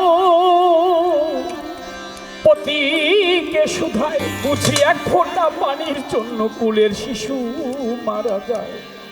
সোরাহিতে নাই গো পানি, সোরাহিতে নাই গো পানি, বুকে দুগ্ধ নাই আমার, কাঁদিছি ইমামের বংশ পানি বিনে হাহাকার। কঠিন মরু কারবালাতে ওই ফোরাত নদীর উত্তদার, ফোরাত নদীর উত্তদার,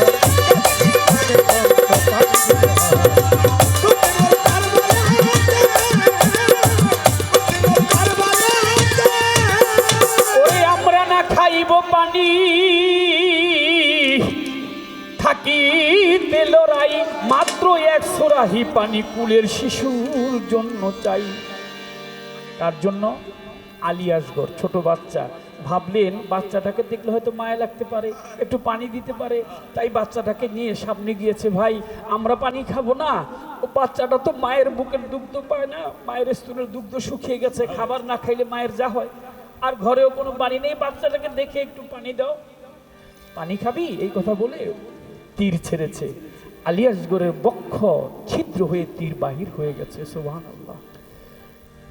এই বিষয়টা কারবালা প্রান্তরে ঘটতেছিল। এর আরো ঘটনা, অনেকগুলি ঘটনা নিয়ে শহীদ হইলেন, শাহাদাত বরণ করলেন সত্যের পক্ষে। অবশেষে ইমাম হোসেনকে যখন আঘাতে আঘাতে ধীরে ধীরে তার সমস্ত শরীরটা ক্ষত বিক্ষত করে দিল, তিনি ধরাশায়ী হয়ে গেলেন, মাটিতে পড়ে গেলেন। সীমার নামক এক ব্যক্তি ইমাম হোসেন আলাইহিস সালামের বুকের উপর গিয়ে চেপে বসলেন। ইমাম হোসেন আলাইহিস সালাম বলল, ভাই, হাতের মধ্যে খঞ্জর নিয়ে গলার মধ্যে পোঁচাচ্ছে, পোজ দিচ্ছে, কাটছে না। বলে, ভাই তুমি ওই ছুরি দিয়ে আমাকে কাটতে পারবে না, তুমি আমাকে এইভাবে কষ্ট দিও না, তোমাকে একটা কথা বলি, আমার কথাটা একটু শুনবে? বলে, কি? ভাবছে যে ধরা তো পড়ে গেছে, মারবই তো, শুনি না কথাটা। বলে, ভাই তুমি তোমার জামার বোতামটা একটু খোলো, আমি একটু দেখতে চাই। কি দেখবে? বলে, খুলোই না। জামার বোতাম খুলেছে, দেখে কয়, ভাই তুমি আমাকে হত্যা করতে পারবে, তোমার বুকে পশম নাই। বুকে যার পশম নাই তার নাকি মায়াও কম। বুকে পশম নেই, মারতে পারবে। তবে তোমাকে আরেকটা কথা বলি, যে ছুরি দিয়ে তুমি আমাকে পোঁচাচ্ছ, এই ছুরি দিয়ে তুমি আমাকে পোঁছায় মারতে পারবে না, তুমি আমাকে কাটতে পারবে না, কারণ তোমার এই ছুরি দিয়ে কাটবে না। এর জন্য আমার নানু ভাই হযরত মুহাম্মদ সাল্লাল্লাহু আলাইহি ওয়াসাল্লাম তিনি তার পবিত্র ঠোঁট দিয়ে আমার সমস্ত অঙ্গের মধ্যে তিনি চুমু দিয়েছে। যেখানে যেখানে জীব তিনি চুমু দিয়েছে সেইখানে তোমার ছুরির ধার কাজে আসবে না। সুবহানাল্লাহ। তোমাকে একটা কথা বলি, তুমি হলকুবের একটু উপরে ছুরিটা চালিয়ে দাও, তারপর তুমি আমাকে হত্যা করো। মুসলমান হলো সে। ভাই আমি যখন জান্নাতে যাব, তোকে আমি বললাম আমি জান্নাতে যাওয়ার জন্য তোকেও জান্নাতে নিয়ে যাব। তাই করেছিলেন সীমার। আর ইমাম হোসেন আলাইহিস সালামের যে আল্লাহ পাক মিশরে নেওয়ার তৌফিক দান করেছিল, গিয়েছিলাম সেই মাজারটা দেখার। তার কল্লাটা মিশর নদী দিয়ে ভেসে ভেসে মিশরে তার মাজার, কল্লাটার মাজার একখানে এক জায়গায়, আর ইরাকে হচ্ছে তার দেহ মোবারক। আর ওখানে গিয়েছিলাম, হাজার হাজার লোক প্রতিদিন যাচ্ছে। তাহলে জয় হইল কে? ভক্তরা যাচ্ছে, কাঁদছে, দুই নয়ন পানি ছাড়ছে, হাই হোসেন, হাই হোসেন, হাই হোসেন। সরকার সাহেব, আপনি যে প্রশ্ন করেছেন আমার কাছে, যখন ইমাম হোসেনের কল্লা মোবারক নিয়ে এজিদের দরবারে উপস্থিত হয়েছিল, এজিদের দরবারে গেলে পরে এজিদ হাতের মধ্যে একটা খঞ্জর ছুরি নিয়ে ইমাম হোসেনের এই নাকের মধ্যে, ছিদ্রের মধ্যে গুঁতো মারে, চোখে মারে, দাঁতের মধ্যে মারে, কাটতেছে। কোন একজন দাঁড়িয়ে বলছিল, আপনি যে ইমাম হোসেনের এই কল্লাটার মধ্যে, মুখমণ্ডলের মধ্যে, পবিত্র চেহারাটার মধ্যে এরকম খোঁচাচ্ছেন, আপনার কি একটু মায়া লাগে না? আপনি একটু চেয়ে দেখেন না, যেন হযরত মুহাম্মদ সাল্লাল্লাহু আলাইহি সাল্লামের মতো ইমাম হোসেনকে দেখা যায়। ওই ব্যক্তিকেও পাকড়াও করেছিল, ধরেছিল, তাকেও আঘাত করেছিল। জয়টা হয়েছে কে? জয়টা সত্যের হয়েছে। ইমাম হোসেন বলছে যে আমি সত্যের পক্ষে যুদ্ধ করব, আমিও মিথ্যার কাছে মাথা অবনত করব না। এটাই ইসলাম, এটারই জয় হয়েছে। এখানে সত্যের জয় হয়েছে। এই সত্যের জয় চিরদিন হয়েছে। মিথ্যা দিয়ে অল্প সময়ের জন্য আপনি কোনো কিছু ঢেকে রাখতে পারবেন, কিছু সময়টা আপনি প্রবঞ্চনা করতে পারবেন, প্রতারণা করতে পারবেন, কিন্তু সত্য একদিন না একদিন প্রকাশিত হবেই। আরো কথা প্রশ্ন করে, আসরের ভিতর যেইভাবে জিজ্ঞেস করে আমার কথা ধর, তাহলে শহীদ হয়েছে। কোরআন শরীফ, পবিত্র কোরআন শরীফের প্রথম সূরা হচ্ছে সূরা ফাতিহা। সূরা ফাতিহার নিচে শানে নজুল লেখা আছে, তার অর্থটা লেখা আছে। সূরা ফাতিহার নিচে পড়বেন একটু, কি? 4 প্রকারের লোক বিনা হিসাবে জান্নাতবাসী। নোট করেন। 1 নম্বরে নবীগণ, 1 নম্বরে নবীগণ। 2য় নম্বরে হচ্ছে সালেহগণ, 2য় নম্বরে সালেহগণ, ওলিয়া উলিয়া যারা, আল্লাহর প্রেমিক বান্দা যারা। আশিক রাসূল ওয়াইশকুরনির মতো যারা, তারা। তৃতীয় নাম্বারে হচ্ছে শহীদগণ। শহীদ কারা? যারা ধর্মযুদ্ধ করতে গিয়ে সত্যের পক্ষে থেকে মিথ্যাকে ধ্বংস করেছে, নিজেও আত্মাহুতি দিয়েছে, ধর্মের জন্য নিজেকে উৎসর্গ করেছে, তারাও বিনা হিসাবে জান্নাতবাসী। তাহলে এখানে লাভটা হইল কি? তিনি শহীদি মর্যাদা লাভ করলেন, বিনা হিসাবে জান্নাতে চলে গেলেন। সুবহানাল্লাহ বলবেন না একবার? পাইল কি? শহীদি মর্যাদা পেয়েছে। বিনা, যারা শহীদ হয়ে মৃত্যুবরণ করে তাদের আর কোনো হিসাব কিতাবের প্রয়োজন নাই। 4 নম্বরে হচ্ছে সিদ্দিকগণ। সিদ্দিক কারা? যারা বিশ্বাসী।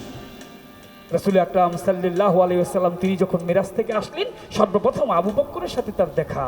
আবু বকর রাদিয়াল্লাহু তাআলা আনহু, ওনার সামনে গিয়ে রাসূল বললেন, আবু বকর, এই মাত্র আমি এক রাত্রে 27 বছর কাটিয়ে আসলাম, রজব চাঁদের 26 তারিখ দিবাগত রাত্রে। আল্লাহ রাসূল যখন আবু বকরকে বললেন যে আমি 27 বছর কাটিয়ে আসলাম, আবু বকর বললেন যে আমি নবী বিশ্বাস করলাম। নবী বলে, এখন থেকে, এই মুহূর্ত থেকে তুমি সিদ্দিক, তুমি বিনা হিসেবে জান্নাতবাসী। 4 প্রকারের লোক বিনা হিসেবে জান্নাতবাসী।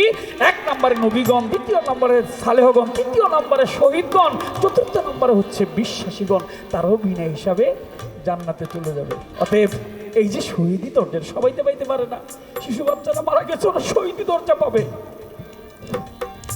বিশ্বাস করেন, নিষ্পাপ কোনো সন্তান যদি মারা যায়, ওই সন্তান, পিতা মাতা যদি দোজখের মধ্যে থাকে, সন্তান তার নার দিয়ে ওই পিতা মাতাকে দোজখ থেকে জান্নাতের মধ্যে নিয়ে আসবে।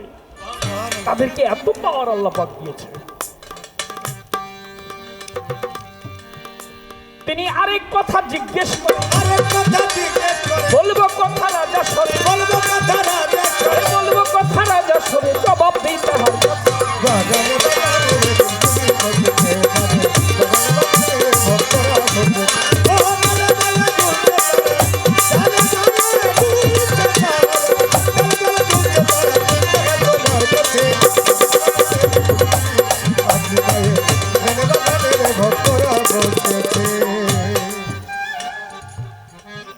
তোমাদের জন্য আমার মনের কথাটা বলতে পারলাম না।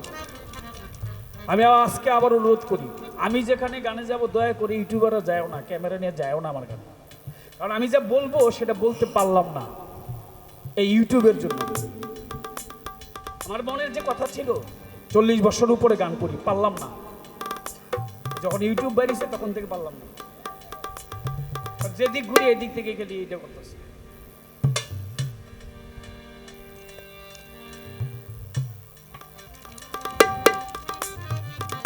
প্রশ্ন করেছে আমার কাছে, শনিবারে পাই, আমার মতো একটা ছোট শিল্পীর মঞ্চে না গেলে কি হইব তোমাকে কও?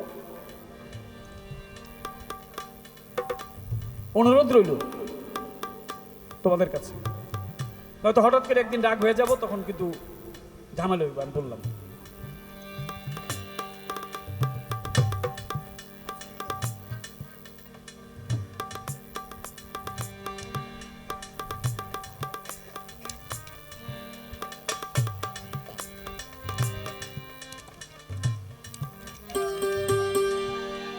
মনসুর হাল্লাজি বলে আইনাল হক নাম,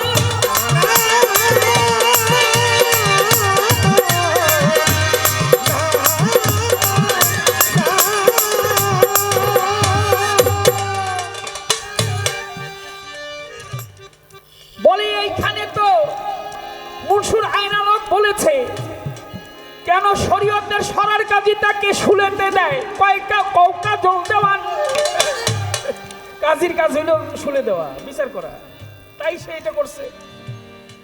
কাজী তো তারে বিচার করে কাজীর সরাটা ঠিক রাখছে, আইনটা ঠিক রাখছে, কিন্তু আল্লাহ কি বলছে? সরকার আল্লাহ বলছে মনসুর আমার বন্ধু।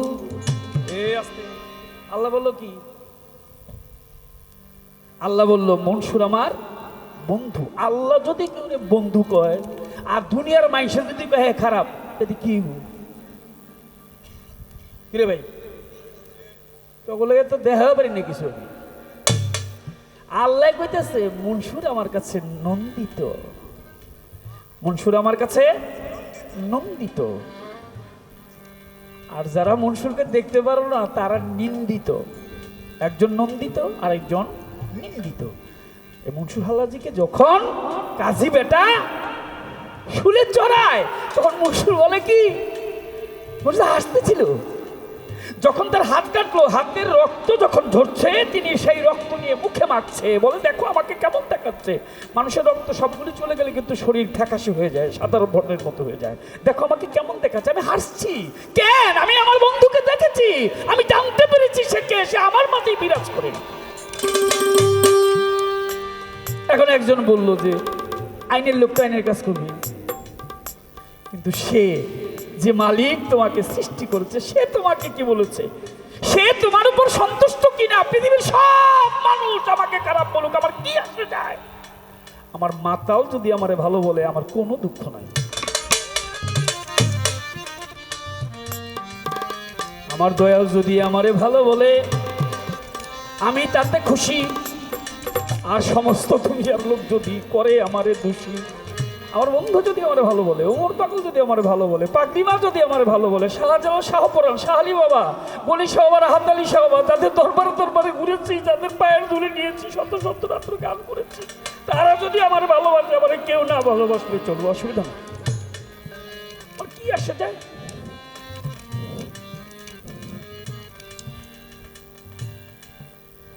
আল্লাহ পাক বললেন, মনসুর তুমি আমার বন্ধু। কে কি তোমাকে বললো আমার যায় আসে না, আমি তোমারও ভালোবাসি। তাই বন্ধু ভালোবাসে, এর চাইতে পরম পাওয়া কি? এটা তো নেয়।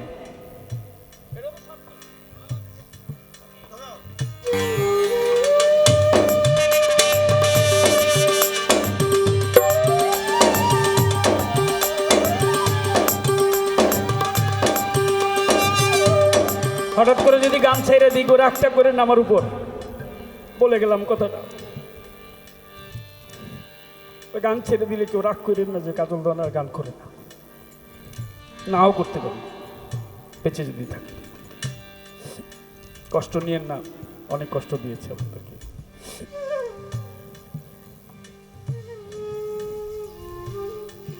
বন্ধু আমায় ভালোবাসে, পেয়েছি প্রমাণ, তাই তো মনসুর বলে আইনাল হক। শোনো গুণধাম, আইনাল হক, আইনাল হক। কতল করলেন, শিরচ্ছেদ করলেন, সুরে চড়ালেন, কেটে কেটে টুকরো টুকরো করলেন, পোড়াইয়া দিলেন, ছাই বানালেন, সমুদ্রে ছেড়ে দিলেন। সমুদ্রে ঢেউ হচ্ছে, সেই ঢেউ এমন ভাবে আসছে যে নগর মুচি তলিয়ে যাবে। ওরে এক কাজ কর, তাড়াতাড়ি ছাইগুলি নিয়ে আয়। সরার কাজী বাদশাহ ডেকে বলেছে ছাই নিয়ে আয়। নিয়ে এসে ছাইকে মাজার কর। ছাইকে মাজার করেছে।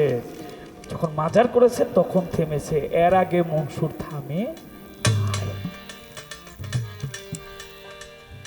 তাহলে পরীক্ষা হয়ে গেল। আল্লাহ যে পরীক্ষার জন্য পাঠিয়েছে সরকার, সেই পরীক্ষায় মনসুর হাল্লাজি উত্তীর্ণ হয়েছে। অতএব আমি কথা বলছিলাম এইখানেই যে আল্লাহর এটা পরীক্ষার স্থল। দুনিয়াটা এটা অল্প সময়ের জন্য। বিশ্বাস করেন আমি বাড়ি পর্যন্ত যেতে পারবো কিনা আমি জানি না। একটা লোক এখানে বলতে পারবে না বাড়ি পর্যন্ত সে পৌঁছাবে হলপ করে। শুধু আমি না, তার ইচ্ছা, তার ইচ্ছা। তোমার ঘর, তোমার বাড়ি, তোমার পরীক্ষাই, তার সমস্ত কিছুর মালিক কে? আল্লাহ। তিনি ইচ্ছা করলে আমাকে নিতেও পারে, তিনি ইচ্ছা করলে আমাকে নাও নিতে পারে। অতএব সরকার সাহেব আমি যেটা বলছি, এই অল্প সময়, এই দুদিনের দুনিয়া, অল্প সময়ের মধ্যে যেই জায়গাটার মধ্যে আমরা আসছি, এখানে আমি ভালো কর্মটাই করব, সৎসঙ্গ করব, ভালো মানুষের সাথে চলবো। অবশ্যই অবশ্যই আমার মালিক আমাকে কোথায় রাখবে আমি জানি না, কিন্তু মালিকরে বলবো মালিক তুমি যেখানে খুশি আমাকে রাখো, আমি শুধু মালিক তোমাকে ডাকি, তোমাকে আমি চাই। মনমন সাথে বললো না, আমি চাই না বেহে, চাই না দোজখ, আমি চাই শুধু দয়া তোমার। ওই আমি চাই দয়া শুধু তোমার, আমি চাই না বেহে, চাই না দুজক, আমি চাই দয়াল শুধু তোমারে। ওই আমি চাই দয়াল তোমারে, আমি চাই না দেহ, চাই না দুজক, আমি চাই তোমারে, ওই আমি চাই প্রভু তোমারে, আমি চাই না দেহ, চাই না দুজক, আমি চাই না দেহ, চাই না দুজক। আমি কে তুমি কে, তুমি কে আমি কে, আমি কে তুমি কে আর তুমি কে আমি কে, আমি কে তুমি কে, তুমি কে আমি কে দয়াল, আমি কে তুমি কে, তুমি কে আমি কে, দয়াল আমি কে আর তুমি কে, তুমি কে আমি কে, সদা প্রেম করো এই অন্তরে। ও সদা প্রেম করো এ অন্তরে, ও সদা প্রেম করো এই অন্তরে। আমি চাই না প্রেম, চাই না দুজক, আমি চাই দয়াল শুধু তোমার। ওই আমি চাই পাগলি না তোমারে, আমি চাই না দে, চাই না দে, আমি চাই না দে, চাই না দে। আমারে বানায়ে কোথায় আছো তুমি, কোথা হতে এলাম দয়াল, আবার কোথা যাব আমি, আমারে বানায়ে কোথায় আছো তুমি কোথা হতে এলাম, কোথা যাব ও আমি, দয়াল, আমারে বানায়ে কোথায় আছো তুমি, কোথা হতে এলাম দয়াল, আবার কোথা যাব আমি, আমি তুমি মাঝে তফাৎ কি আছে দয়াল, আমি তুমি মাঝে তফাৎ কি আছে, ও দয়াল আমি তুমি মাঝে তফাৎ কি আছে, আমায় রফা করে দাও তুমি একবার, আমারে রফা করে দাও, ওই আমারে রফা করে দাও তুমি একবার, আমি চাই না বেশি, চাই না দোজো, আমি চাই গো মালিক তোমার, ওই আমি চাই প্রভু তোমারে, আমি চাই না দে, চাই না দোজো, আমি চাই না দে, চাই না দোজো, আমি চাই গো মালিক তোমার, আমি চাই প্রভু তোমারে, আমি চাই না দে, চাই না দোজো, আমি চাই না দে, চাই না পাপ পূর্ণ, চাই না ভালো মন্দ, কি জন্য হয়েছ দয়াল তুমি এত ছন্দ, চাই না চাই না ভালো মন্দ, কি জন্য হয়েছ তুমি এত ছন্দ, চাই না পাপ পূর্ণ, চাই না ভালো মন্দ, কি জন্য হয়েছ দয়াল তুমি এত ছন্দ, আমার ঘুচাইয়ে দাও এই মনের ছন্দ, গোটায় দাও দয়াল মনের ও ছন্দ, তুমি ঘুচাইয়ে দাও ওমর চান মনের ছন্দ, আমায় আনন্দ দাও তুমি প্রাণ ভরে, আমার আনন্দ দাও দয়াল, অগ্নিময় আনন্দ দাও আমারে প্রাণ ভরে, ও তুমি আনন্দ দাও, ও দয়া তুমি আনন্দ দাও আমারে প্রাণ ভরে, আমি চাই না দে, চাই না দোজো, আমি চাই গো মালিক তোমার, ওই আমি চাই প্রভু তোমারে, চাই না দে, চাই না দোজো, আমি চাই না দে, চাই না দোজো। সদা তুমি আমার বল দাও প্রাণী, আমি ডাকি তোমারে ভক্তির বন্ধনে, সদা তুমি বলে দাও প্রাণে দয়াল, আমি ডাকি তোমারে ভক্তি বন্ধনে, হ্যাঁ, সদা তুমি আমার বলে দাও প্রাণী, আমি ডাকি পাগলি মা ভক্তির বন্ধনে, হৃদে ভরে রাখি আর প্রাণ ভরে দেখি, হৃদে ভরে রাখি প্রাণ ভরে দেখি, তোমায় আমি হৃদে ভরে রাখি প্রাণ ভরে দেখি, হৃদে ভরে রাখি প্রাণ ভরে ও দেখি, তোমায় আমি হৃদে ভরে রাখি, হৃদে ভরে রাখি, হৃদে ভরে রাখি, হৃদে ভরে রাখি তোমায় প্রাণ ভরে দেখি, তুমি অখণ্ড মণ্ডল, ও তুমি অখণ্ড মণ্ডলয়া, ও তুমি যে অখণ্ড মণ্ডল আকারে, আমি চাই না দে,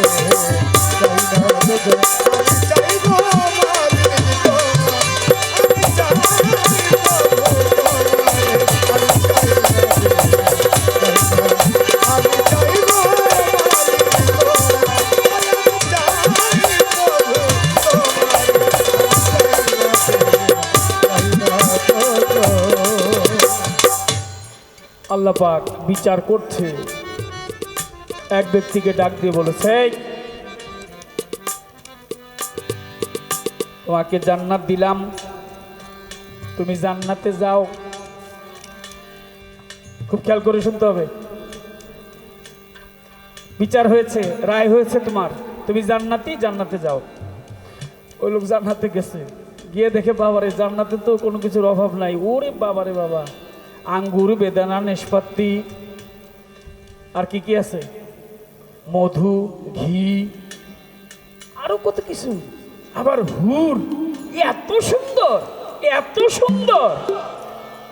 দুনিয়ায় তার চুল পড়লে, ওই চুল দেখলে মানুষ বেহুশ হয়ে যাবে। এত কিছু জান্নাতের ভিতরে। ভিতরে গিয়ে ঘুরে টুরে বেহেশত থেকে বাহিরে আসছে। কিরে বান্দা, তোমাকে আমি বেহেশতে দিলাম, তুমি বেহেশতে গিয়ে চলে আসলা কেন? বলে ওটার ভিতরে আমার ভাল লাগে না। বলে আবার যাও। আবার গেছে, ঘোরাঘুরি করে দেখে কোনো কিছুর অভাব নাই। আবার বাহিরে এসেছে, জিজ্ঞেস করে, আপে মালিক সাই, এই তুমি আবার আসছো কেন? বলে তুমি যাইতে বলছিলে, আমি গেছিলাম, কিন্তু আমার তো ভাল লাগে না। আবার যাও। এইরকম 3 বার ভিতরে, বেহেশতের ভিতরে গিয়েছে, গিয়ে দেখে তার কাছে ভাল লাগে না, ওই লোকটার কাছে ভাল লাগে না। আবারও ফেরত আসছে। আমার প্রশ্ন, বেহেশতে এত ভালো ভালো খাবার, এত কিছু, এত সুন্দর, এত আপ্যায়ন, এত আদর, কিন্তু লোকটা বলছে আমার কাছে বেহেশত ভাল লাগে না। সরকার সাহেব, আল্লাহ পাক তাকে কোথায় রাখবে, কোন জায়গায় থাকবে? সেই বেহেশতেই চাই না, এত সুন্দর মজার জায়গা, জায়গাটা কোথায় চাই সে বিষয়টা। শেখ সেলিম দোহার থেকে, আমার কেরানীগঞ্জের পাশাপাশি দোহার নিবাসী, 500 টাকা দিয়ে পুরস্কার করেছে। সবার প্রতি সালাম যাই জানিয়ে। টাকা পয়সা গানের সময় দিবেন না, যখন গান গাইতে থাকুন তখন দিবেন না, পরে যদি মনে চায় দিবেন, না দিবেন না, দিবেন না, শুধু আমি জানি কি বলতেছিলাম, ওটা হারাই গেছি। কথাটা কি সেলিম ভাই বুঝছেন? না না, আমার এখন বললেও তো কথা আমি পাবো না। নিলাম আপনার টাকা, কেউ সবারই বলতেছি, যদি দিতে মন চায় পরে দিয়ে, না দিলে না দিন, ওসব দেখি। কি কথাটা তাহলে? 3 বার বেহেশতে গিয়ে ওই লোকটা বলতেছে যে আমার কাছে ভালো লাগে না। সে চায় কি?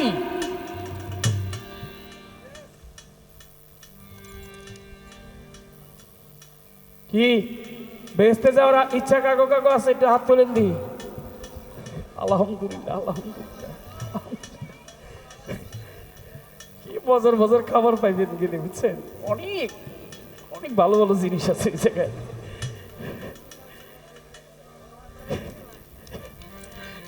আরো একটি প্রশ্ন,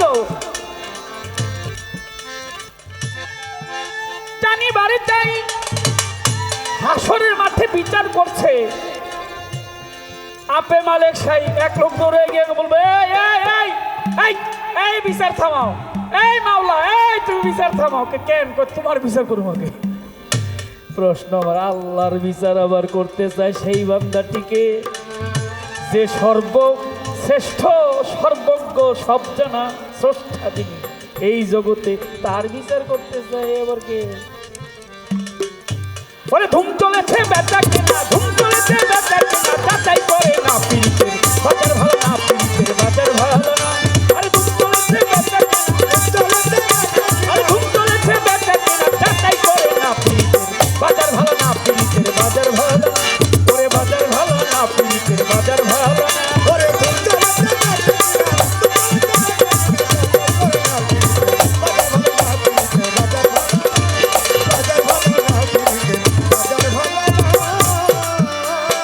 গান বুঝি একটা বেশি হয়ে যায়, কিন্তু কর্তৃপক্ষ আমাকে গাইতে বলছে, এর জন্য গানটা গাইতেছি। আর সরকারও প্রশ্ন করছে, চিন্তা ভাবনা করতে থাকুন। প্রশ্ন করে বৈশা বললে আবার কবি, দেখো কাজল প্রশ্ন করলো, বৈশা করলো, নাকি? সময় তো দিতে হয়। আসল মাল বাজারে উঠে কম, আরে নকল মালের ভৈরা যারা, তারা খুব গরম রে। আসল মাল বাজারে উঠে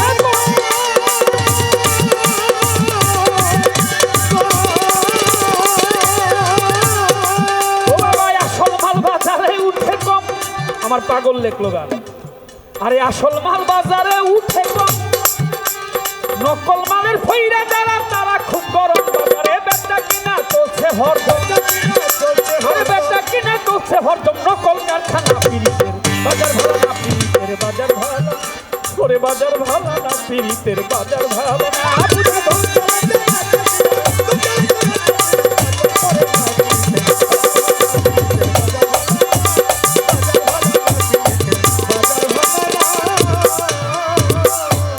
লাইলি মজনু বিদায়ের পালা, শিরি ফরহাদেরই প্রেম গুদামে মাইরা খেলা রে, লাইলি মজনু বিদায়ের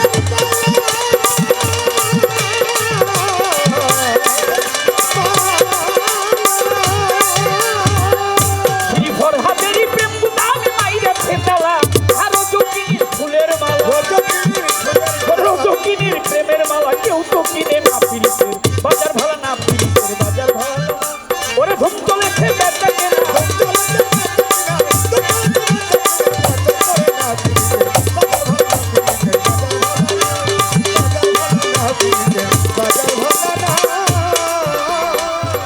এই গানটা 4টা ছন্দ।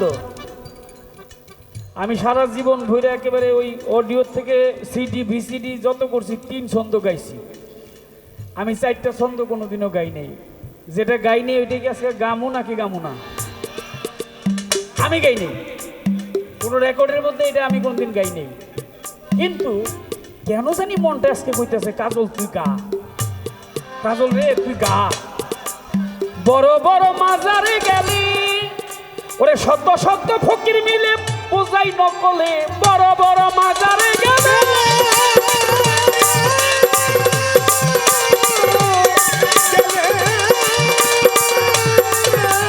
সত্য সত্য ফকির মিলে বোঝাই নকলে, তারা ব্যবসা করে লম্বা চুলে, আমার মতো ব্যবসা করে লম্বা চুলে, পোড়াই দিকে না পিরিতে বাজার ভালো না, পিরিতে বাজার ভালো, ওরে খুব চলেছে বেচা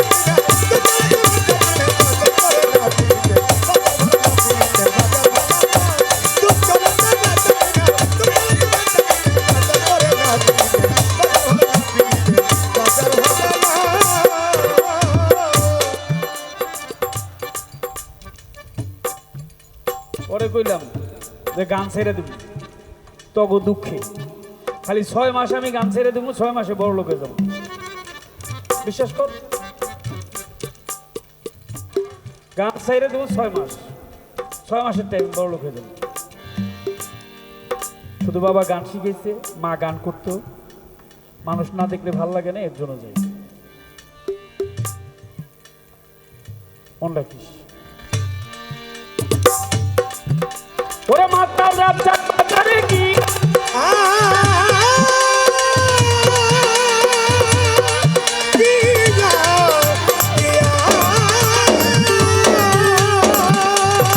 আমার মাতাল রাজা বাজারে গিয়া সে যে কাজল নামে মাতাল রাজা বাজারে গিয়া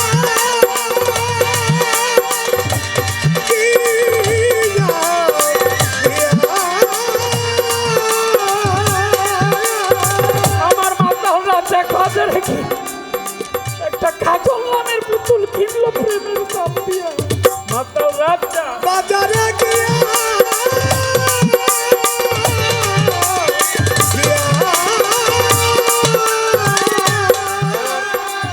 আপনি কি বড় লোক হইবেন? কেমনি কেমনি বড় লোক হইবেন? হইতে পারে না কথাটা। এটি তো আবার ছাইরে দিব, আমি জানি। মাতাল রাজ্যে যে সম্পদ আছিল, সম্পদ যে এখনো যে তার নামে যে সমস্ত সম্পদ আছে, এই কাগজপত্রগুলো বাইর করলে আমি 100 কোটি টাকার মালিক হয়ে যাব। এখনো যে তার যে সম্পদ যেগুলো বিক্রি করে নেই, দস্তখত করে নেই এই ঢাকার মহামুক্তুরের বিলের মধ্যে, এখন তো বড় বড় বিল্ডিং হয়ে গেছে। 6 মাস খালি কাগজের বিষয়গুলো আমি বড় লোক হয়ে যাবো। গান ছাড়া যে ভালো লাগে না। আরে মাতাল রাজা বাজারে গিয়া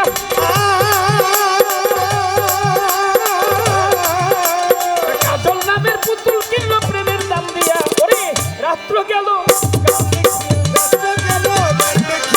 রাত্র গেল গান লিখিয়া, দিন তো ফুরাই না পিরিতের বাজার ভালো না, পিরিতের বাজার ভালো না।